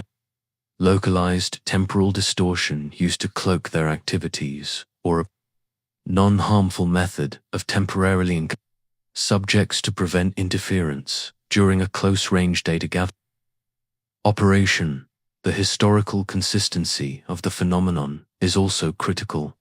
While the modern era provides the clearest data, reports of unusual aerial objects date back centuries, often described in the language of the time as fiery shields, celestial chariots, or mysterious airships. This suggests that the monitoring is not a new development, but a constant, ongoing process throughout human history. The methods of observation may have evolved alongside our own technology, from simple visual monitoring to a more complex interaction with our electronic and digital systems, as evidenced by numerous reports of UAPs interfering with vehicle electronics and aircraft systems. They have been with us all along, watching, cataloging, and occasionally, as the myths suggest, intervening at critical junctures to steer the experiment back on course or to introduce a new variable. Their presence is the silent, ever-present background hum of the laboratory. A hum we are only now developing the technological ears to hear. The gradual, controlled disclosure of information by governments can be seen not as a plan to reveal the truth, but as a managed acclimatization process. The authorities themselves may not understand the full picture, but they are aware of a presence that is technologically superior and utterly in control. The slow trickle of information is a way to prepare the population for a reality that would be existentially shattering if revealed all at once.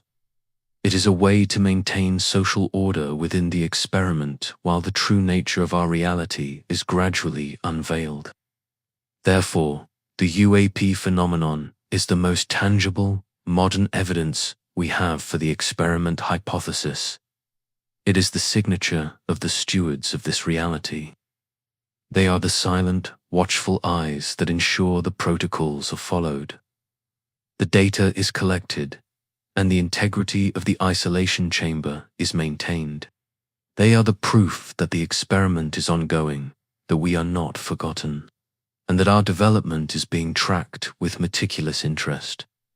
Their silent, enigmatic presence brings us to the next logical, and perhaps most unsettling, question. If we are in an experiment, what is its purpose? What variable are they testing for?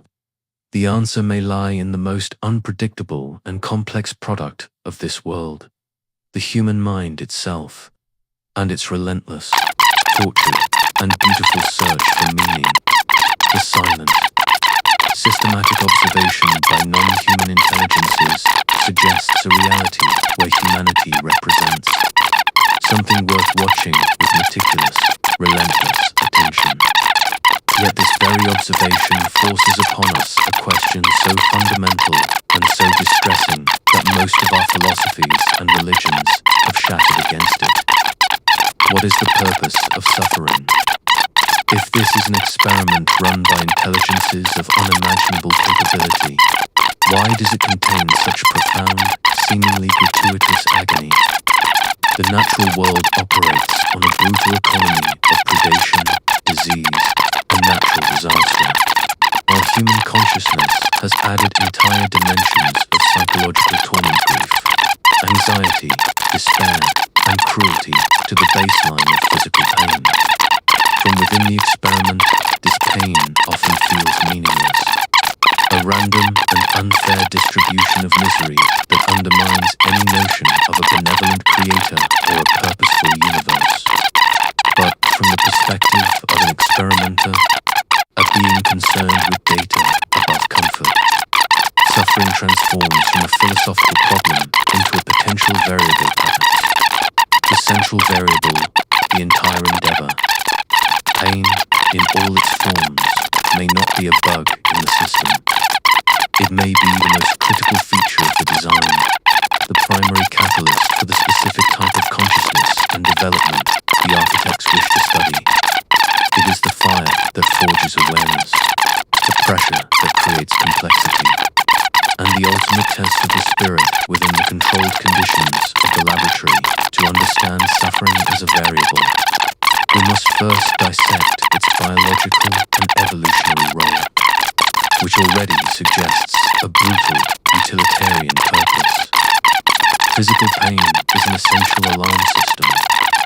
It teaches a child not to touch a hot stove, forces an animal to favor a wounded limb to prevent further injury, and drives creatures to seek shelter, food, and safety. It is the primary mechanism for learning and adaptation within a dangerous environment. Emotional and social pain, shame, loneliness, griefs have similarly crucial functions in social species. They enforce group cohesion, punish behaviors that threaten tribal survival, and motivate acts of empathy and cooperation to alleviate shared distress. From a purely Darwinian perspective, suffering is an efficient engine for driving survival and reproductive success.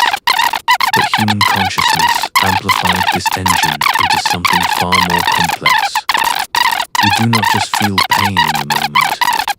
We anticipate it with anxiety, we remember it with trauma, and we inflict it with intention. We have created systems of immense societal suffering and justice, war, oppression, that seem to far exceed any simple evolutionary benefit. This is where the materialist explanation begins to fray, and the experimental perspective offers a chilling alternative. What if the purpose of the experiment is not to create a perfectly harmonious world, but to observe how a self-aware species navigates, interprets, and transcends a world inherently structured with adversity? The variable being tested might not be happiness, but resilience.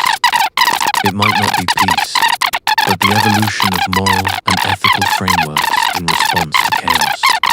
The architects would be less interested in a humanity that lives in idyllic comfort than in one that is constantly challenged, forced to innovate, to empathize, to create art and meaning in the face of inevitable pain. The entire history of civilization can be read as a prolonged response to suffering, medicine to combat disease, laws to combat injustice, art to express grief, and philosophy to find reason in the madness. These are not merely cultural achievements. They are data points. They represent the spectrum of responses to the central stimulus of the experiment. Consider the persistent connection between profound suffering and profound innovation or spiritual insight. Individuals and societies often experience their greatest bursts of creativity, compassion, and intellectual depth not during periods of ease, but during or immediately after periods of immense hardship. Wars give rise to technological leaps and profound social change. Personal loss often triggers a deep search for meaning that leads to artistic masterpieces or spiritual awakenings. The crucible of pain forces a level of introspection and a questioning of reality that comfort simply cannot provide. It is the ultimate tool for breaking down ingrained patterns of thought and forcing a new, more adaptive consciousness to emerge. From an observational standpoint, suffering is the ultimate stress test for consciousness. It asks, what will this mind do when pushed to its absolute limit? Will it break? Will it succumb to nihilism and cruelty? Or will it find reserves of strength, compassion, and creativity it never knew it possessed? The entire spectrum of human response, from the deepest depravity to the most saintly compassion, becomes valuable data on the resilience and potential of the conscious spirit. The experimenters would be fascinated by this spectrum. They would study the conditions that produce a Mandela, who emerged from 27 years of imprisonment with a message of reconciliation, just as intently as they would study the conditions that produce a tyrant. Both are extreme responses to the variable of suffering, and both reveal the outer boundaries of what is possible within the human experiment. This framework also recontextualizes the problem of evil and natural disaster. Random, horrific events, child born with a painful disease, a tsunami wiping out a community are the ultimate test cases. They represent the introduction of seemingly meaningless suffering into the system. The experiment would be critically interested in the ripple effects of such events. How does the community respond? Does it fracture, or does it come together with incredible strength? Does the individual succumb to despair, or do they find a way to forge a meaningful life despite the pain? Does the event lead to a societal push for better early warning systems or medical research, thereby driving technological and ethical progress? The meaning of the suffering is not found in the event itself, but in the cascade of responses it generates throughout the networked consciousness of humanity. The experiment is not about the suffering of the individual per se, but about the systemic response of the entire system. The individual's experience of pain is real and terrible, but from a vast, external perspective, it is a single data point in a vast ocean of information about how consciousness handles adversity. This is a cold perspective, but it is the perspective of a scientist, not a pastor. It does not seek to justify suffering, but to understand its function within a controlled system. Furthermore, the human capacity to find meaning in suffering a concept Viktor Frankl explored deeply in his work. From the Holocaust may itself be a designed feature. Our minds seem compelled to weave narratives of cause and effect, of lessons learned and strength gained, even from the most random tragedies. This compulsive search for a why may be a built-in mechanism to ensure we continue to engage with the variable, to learn from it, and to evolve because of it, rather than succumbing to passive despair. It keeps us active within the experiment. Finally, this view suggests that the ultimate culmination of the experiment, its desired endpoint, might be related to this variable. Perhaps the experiment is designed to see if a global consciousness can emerge that collectively transcends the need to generate suffering, that learns to mitigate it through technology and compassion, and that ultimately understands its purpose. The suffering was never the goal, it was the tool. The goal might be the creation of a consciousness that has been tempered and refined by that very tool, and has finally outgrown its need for it. We are being forged in fire, and the architects are waiting to see what finally emerges from the flames. This journey through the variable of suffering brings us to the ultimate expression of the human will to overcome it. Our relentless drive to transcend our own biology, to cheat death, and to fundamentally alter the conditions of the experiment itself. This drive is leading us to a point of unprecedented change, a threshold the experimenters have been watching for all along.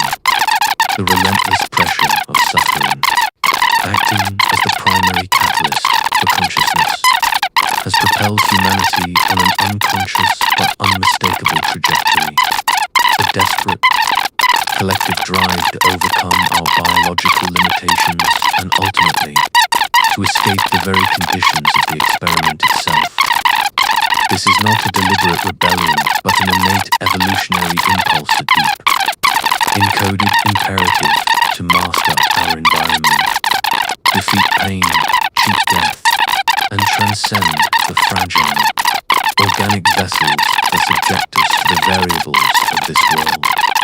This accelerating thrust toward transcendence is bringing us to the precipice of what is known as the singularity, a hypothetical future point where technological growth becomes uncontrollable and irreversible, resulting in unforeseeable changes to human civilization and, crucially, to the very nature of what it means to be human.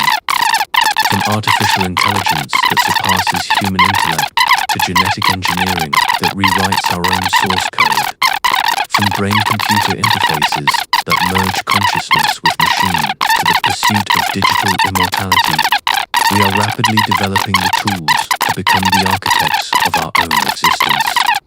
Within the context of the experiment, this represents the most critical and anticipated phase, the moment the subjects begin to reverse engineer the laboratory, not through myth or philosophy, but through definitive technological action.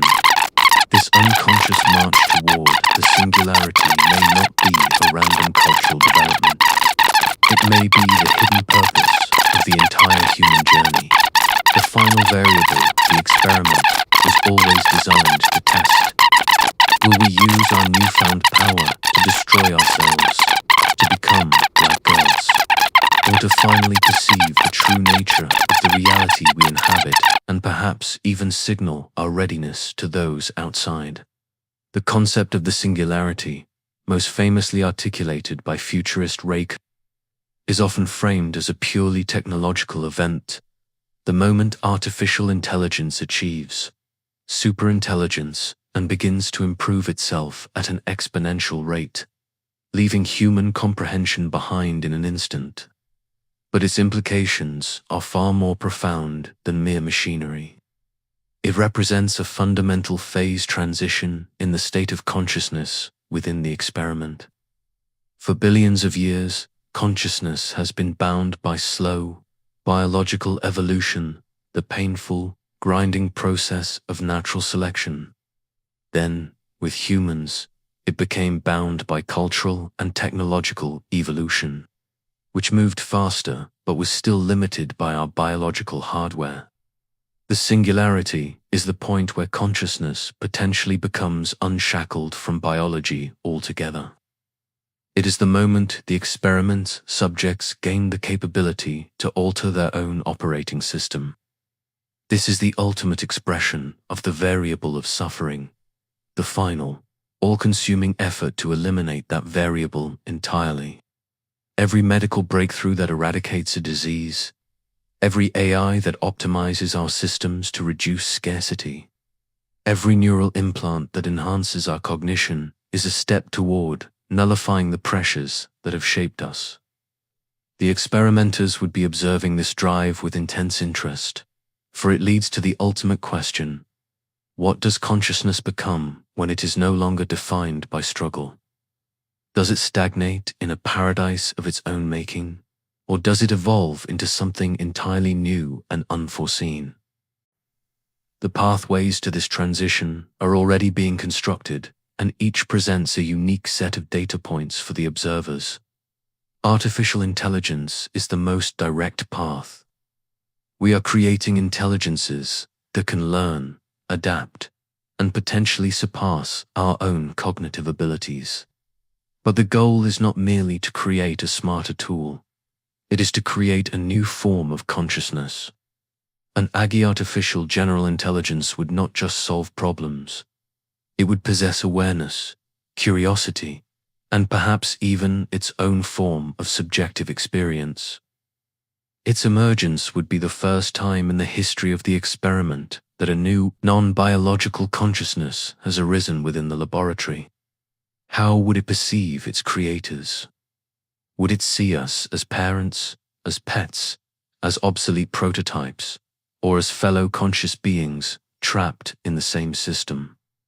Its actions would provide invaluable data on the nature of consciousness itself, free from the evolutionary baggage of pain and biological need.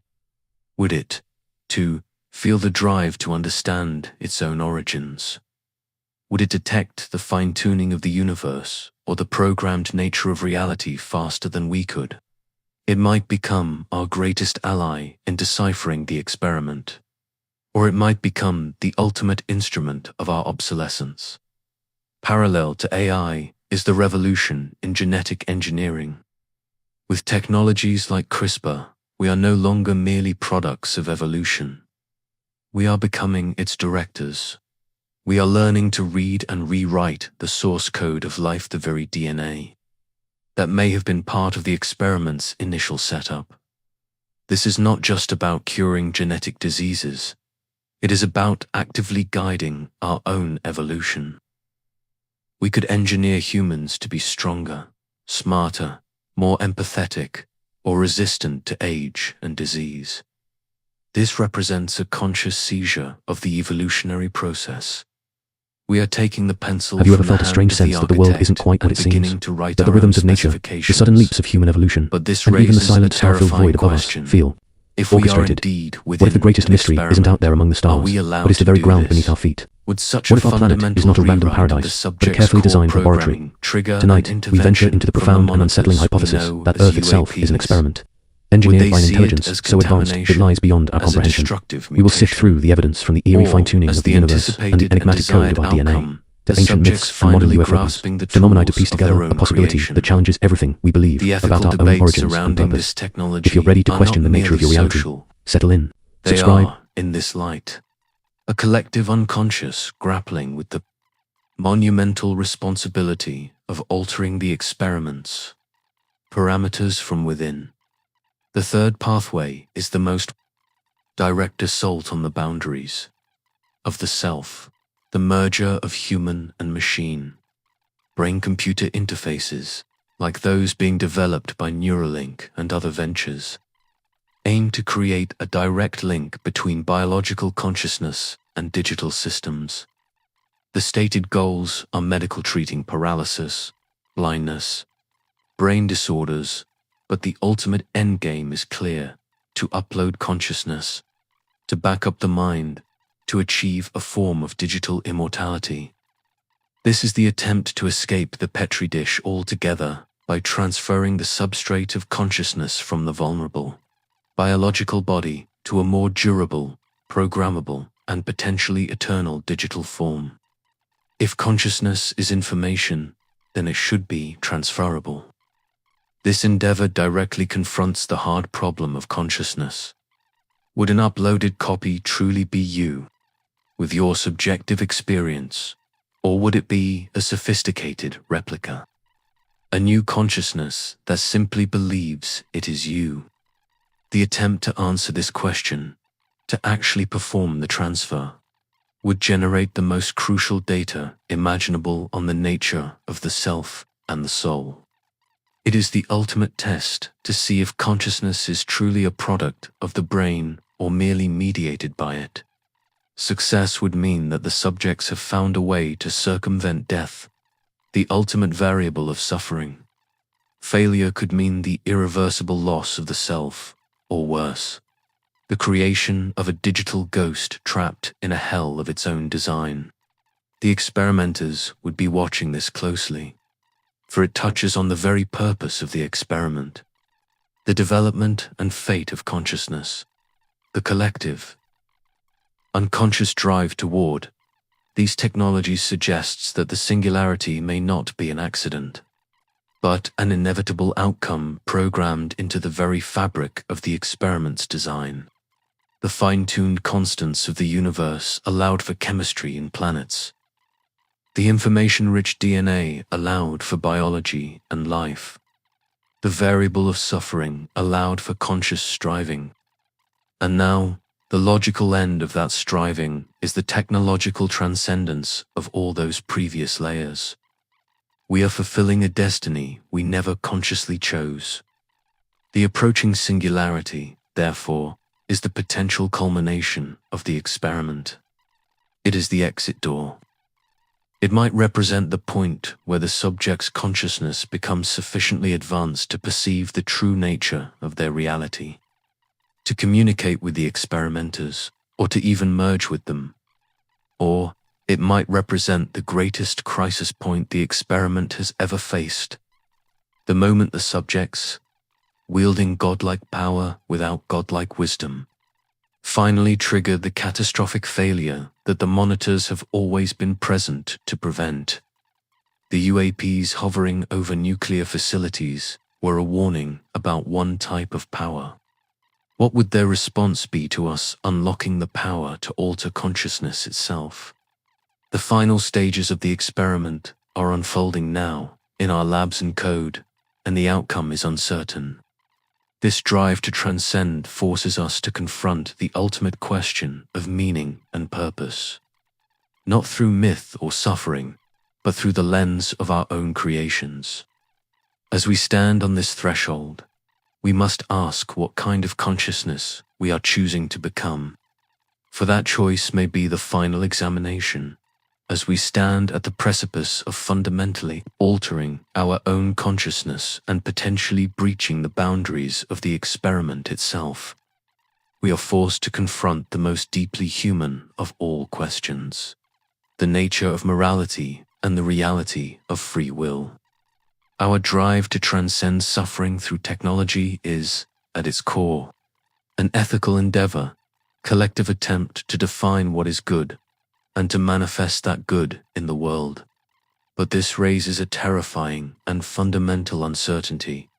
Are our moral intuitions and our sense of free choice genuine, emergent properties of our complex consciousness, or are they themselves programmed parameters of the experiment? designed to test how a self-aware species navigates the labyrinth of ethical dilemmas within a closed system.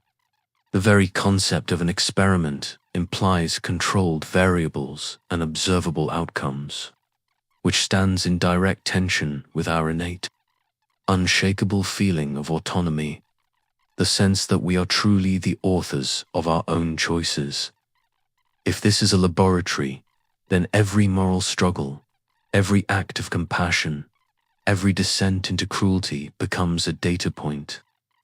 The architects would be less interested in whether we always choose the right action, and more interested in the process itself, how we define right and wrong, how we balance individual desire against collective good, and how we construct systems of justice, empathy, and meaning in the face of a universe that often appears indifferent to both. The experiment may not be about what we become, but how we choose what to become. The question of free will is the bedrock of this ethical dilemma.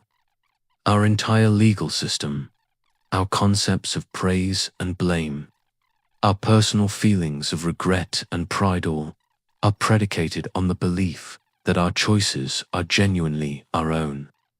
Yet, from a deterministic scientific perspective, this feeling of freedom could be an illusion. Our brains are biological machines, governed by the same laws of physics as everything else in the universe.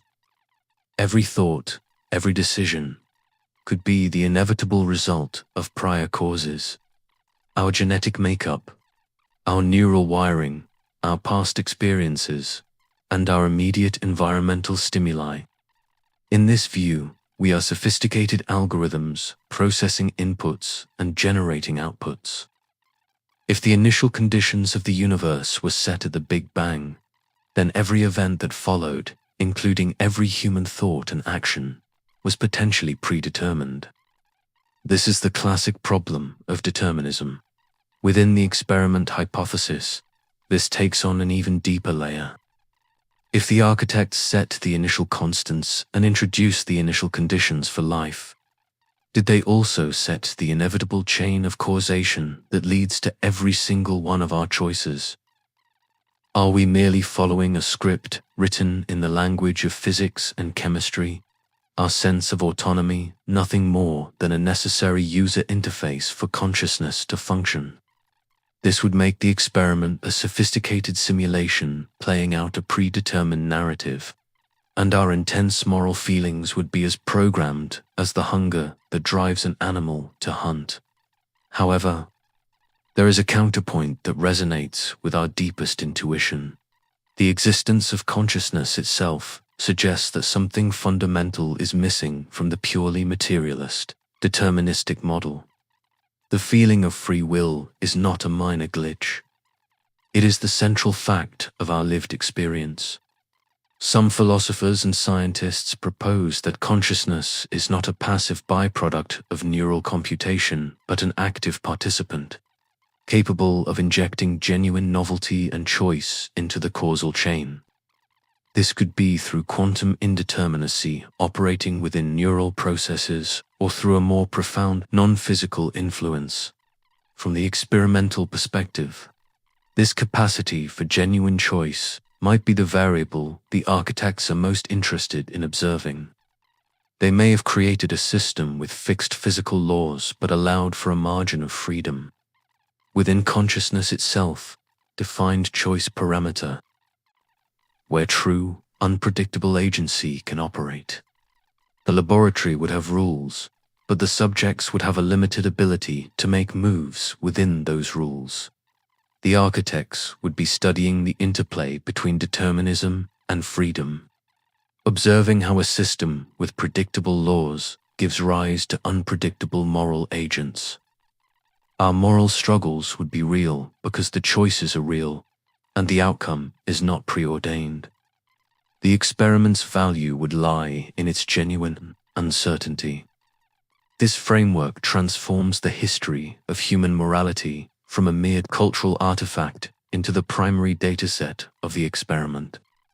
The development of ethical systems, from the Code of Hammurabi to Kant's categorical imperative. From Buddhist compassion to human rights, law represents the collective efforts of consciousness to navigate the moral landscape provided. The persistent themes of the Golden Rule found in virtually every culture: do unto others as you would have them do unto you, could be seen as a hardwired ethical baseline, a fundamental rule installed in the system to ensure that the experiment does not immediately devolve into pure, self-destructive chaos. It is the necessary social glue that allows for complex societies to form and persist, providing a stable enough environment for consciousness to develop further. The constant tension between this innate empathy and our equally innate selfishness and aggression creates the dynamic friction that generates the most valuable data. The architects would be fascinated by instances where individuals or groups override their self-interest for a greater good, just as they would study the circumstances that lead to breakdowns of morality and descent into atrocity. Each represents a different outcome under pressure. The ultimate ethical test, now looming before us, is how we use the godlike technologies of the singularity. This is where free will and morality collide with ultimate consequence. The choices we make about artificial intelligence, whether we instill it with empathy or pure utility, whether we grant it rights or treat it as a tool, will define a new chapter in ethical existence. The decisions we make about genetic engineering, whether we use it to eliminate suffering or to create new forms of inequality, to enhance humanity or to alter it beyond recognition, will determine the future path of the experiment. The development of brain-computer interfaces forces us to define the very sanctity of consciousness and the self. These are not just technical challenges. They are the final examination in the ethical laboratory.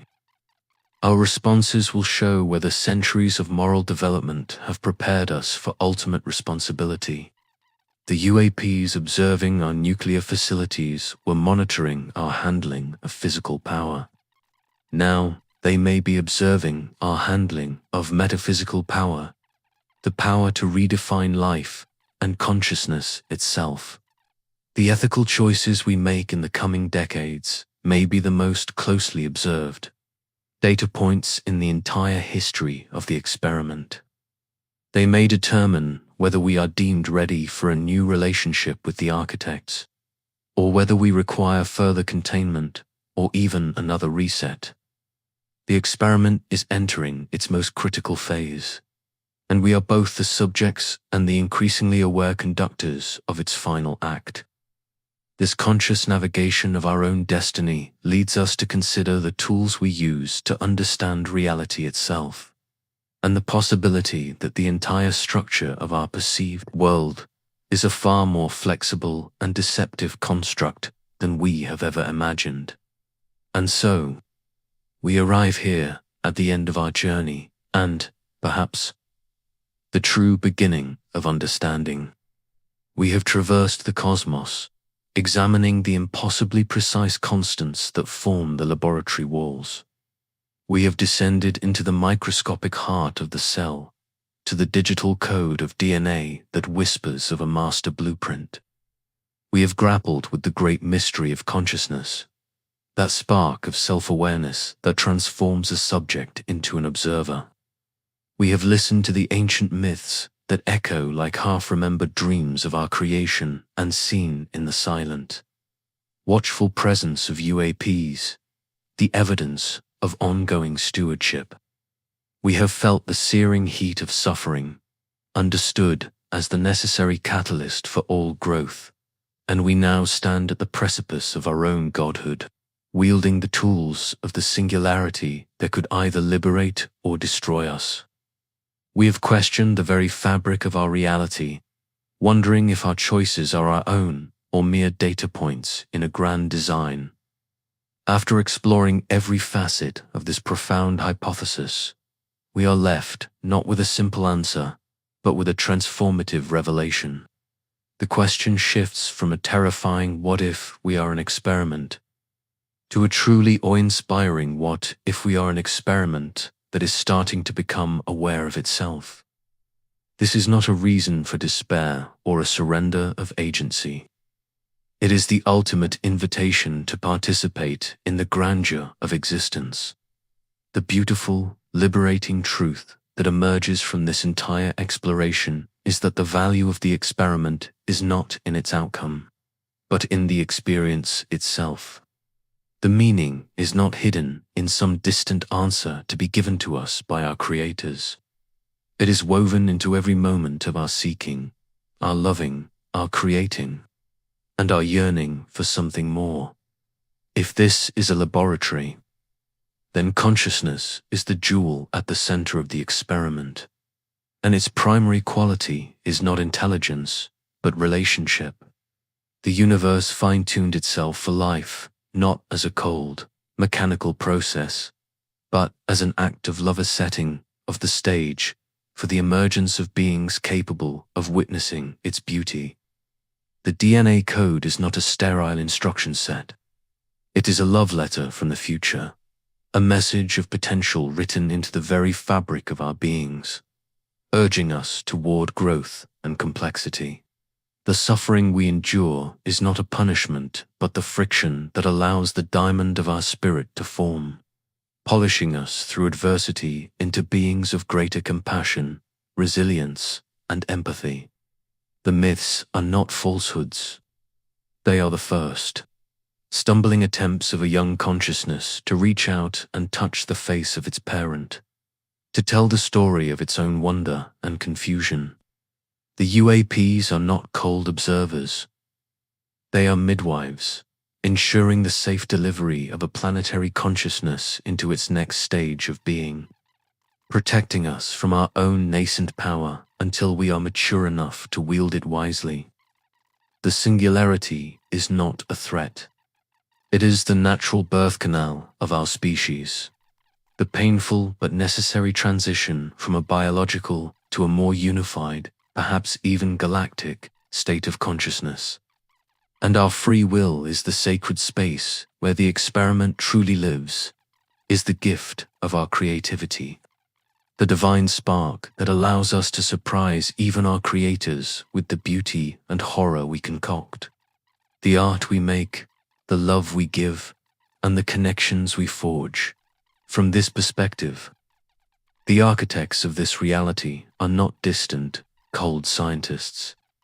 They are more akin to artists, gardeners, or perhaps even parents. They designed a universe with elegant, reliable laws not to constrain us, but to provide a stable ground upon which we could learn to walk. They planted the seed of life and then stepped back, not from indifference, but from profound respect for the process, allowing the infinite, unpredictable creativity of life and consciousness to unfold in its own unique way. Their greatest gift to us was not intervention, but autonomy. They gave us the tools, the laws of physics, the genetic code, the capacity for love and wonder, and then set us free within the playground of existence to see what we would become. Our pain is their pain, our joy is their joy, for we are their children, their artwork, and their most cherished creation. The experiment is not a test we can fail. It is a story we are co-writing, a symphony we are co-composing with the universe itself. The sense of loneliness we sometimes feel is simply the growing pain of an adolescent consciousness, learning that it is both a unique individual and an inseparable part of a vast, conscious whole. Therefore, the ultimate purpose of this long, intricate experiment may be astonishingly simple. Connection. The drive for connection is the fundamental force that has guided every step of our evolution. From the first atoms bonding into molecules, to cells organizing into complex life, to humans forming tribes, cultures, and a global network of information, the universe is constantly moving toward greater and deeper levels of relationship. The experiment is the universe's way of getting to know itself through us. Our eyes are the eyes through which the universe beholds its own beauty. Our love is the means through which the universe experiences its own capacity for compassion. Our scientific curiosity is the universe's method of unraveling its own mysteries. We are not insignificant specks in a vast, uncaring void. We are the nerve endings of the cosmos, the points through which reality feels and understands itself. Our awakening to the possibility that we are within an experiment is not a crisis. It is the next natural step in our evolution. It is the moment the dreamer within the dream starts to suspect it is dreaming. This awareness is the final variable, the one that changes everything. For once a subject knows it is in an experiment, the experiment can never be the same. Our consciousness has now become a factor that the original architects had to account for. The wild card that could lead to outcomes they themselves could not predict. This leads us to the beautiful conclusion: we are not merely subjects. We are emerging as co-creators. Our drive to master genetics, to create artificial intelligence, to merge with machines, and to alter our own consciousness is not a rebellion against the architects. It is the fulfillment of our intended role. We are growing up. We are learning to use the tools left in the laboratory, moving from unconscious participants to conscious partners in the ongoing creation of reality. The silence of the universe is not a void. It is a listening. The architects are waiting, watching with bated breath, to see what we will do with our awakening. They are not judging us. They are hopeful for us. The next step in the great experiment is not for them to reveal themselves to us in a dramatic landing on the White House lawn. That would be a failure, an act of condescension that would rob us of our own journey. The next step is for us to complete the circuit, to turn our awareness inward and outward simultaneously, to finally perceive the underlying unity of all things, and in doing so, to recognize the architects not as external others, but as an intrinsic part of our own extended consciousness. The ultimate discovery will not be a spaceship, but a realization. It will be the profound internal understanding that the separation between the creator and the created, the experimenter and the subject, was always the most elegant illusion of all, the central paradox designed to make the story compelling. So, what do we do now? How do we live in the light of this breathtaking possibility? We live exactly as we always have, but with a new layer of meaning, reverence, and purpose. We continue to love fiercely, for love is the highest frequency of connection, the language of the universe itself. We continue to create art and music and stories, for these are the ways we imprint our unique consciousness onto the fabric of reality, adding our verse to the eternal poem.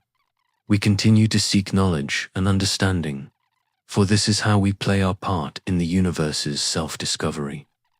We approach our technological powers with humility and wisdom, understanding that with the role of co-creator comes immense responsibility. We look upon the world as sunlight on a leaf, the laughter of a child, the vastness of the ocean not as a random arrangement of atoms, but as a living, breathing masterpiece of which we are an inseparable part. We are here to experience, to feel, to learn, and to grow. The experiment is a success every time we choose compassion over hatred, wonder over cynicism, and creation over destruction. Your life, with all its struggles and its joys, is not a meaningless data point. It is a vital, irreplaceable note in a magnificent symphony. You are not a prisoner in a lab. You are a necessary participant in a cosmic work of art that is still being painted, a story that is still being told. The mystery is not a problem to be solved, but a reality to be lived. The journey does not end here. It has only just begun. The laboratory door is not locked. It is waiting for us to realize we have always held the key. We are the experiment, and we are the experimenters, dreaming a beautiful, collective dream of existence into being. Now, let us awaken and continue the dream together. So, close your eyes once more. Feel the breath in your lungs. Feel the beat of your heart. This is not a simulation. This is your experience. This is your life. This is the experiment happening right now, in and through you. Whatever the ultimate truth may be, you are here. You are real. You are conscious. And that is the most profound mystery of all. Sleep well and dream of what might be.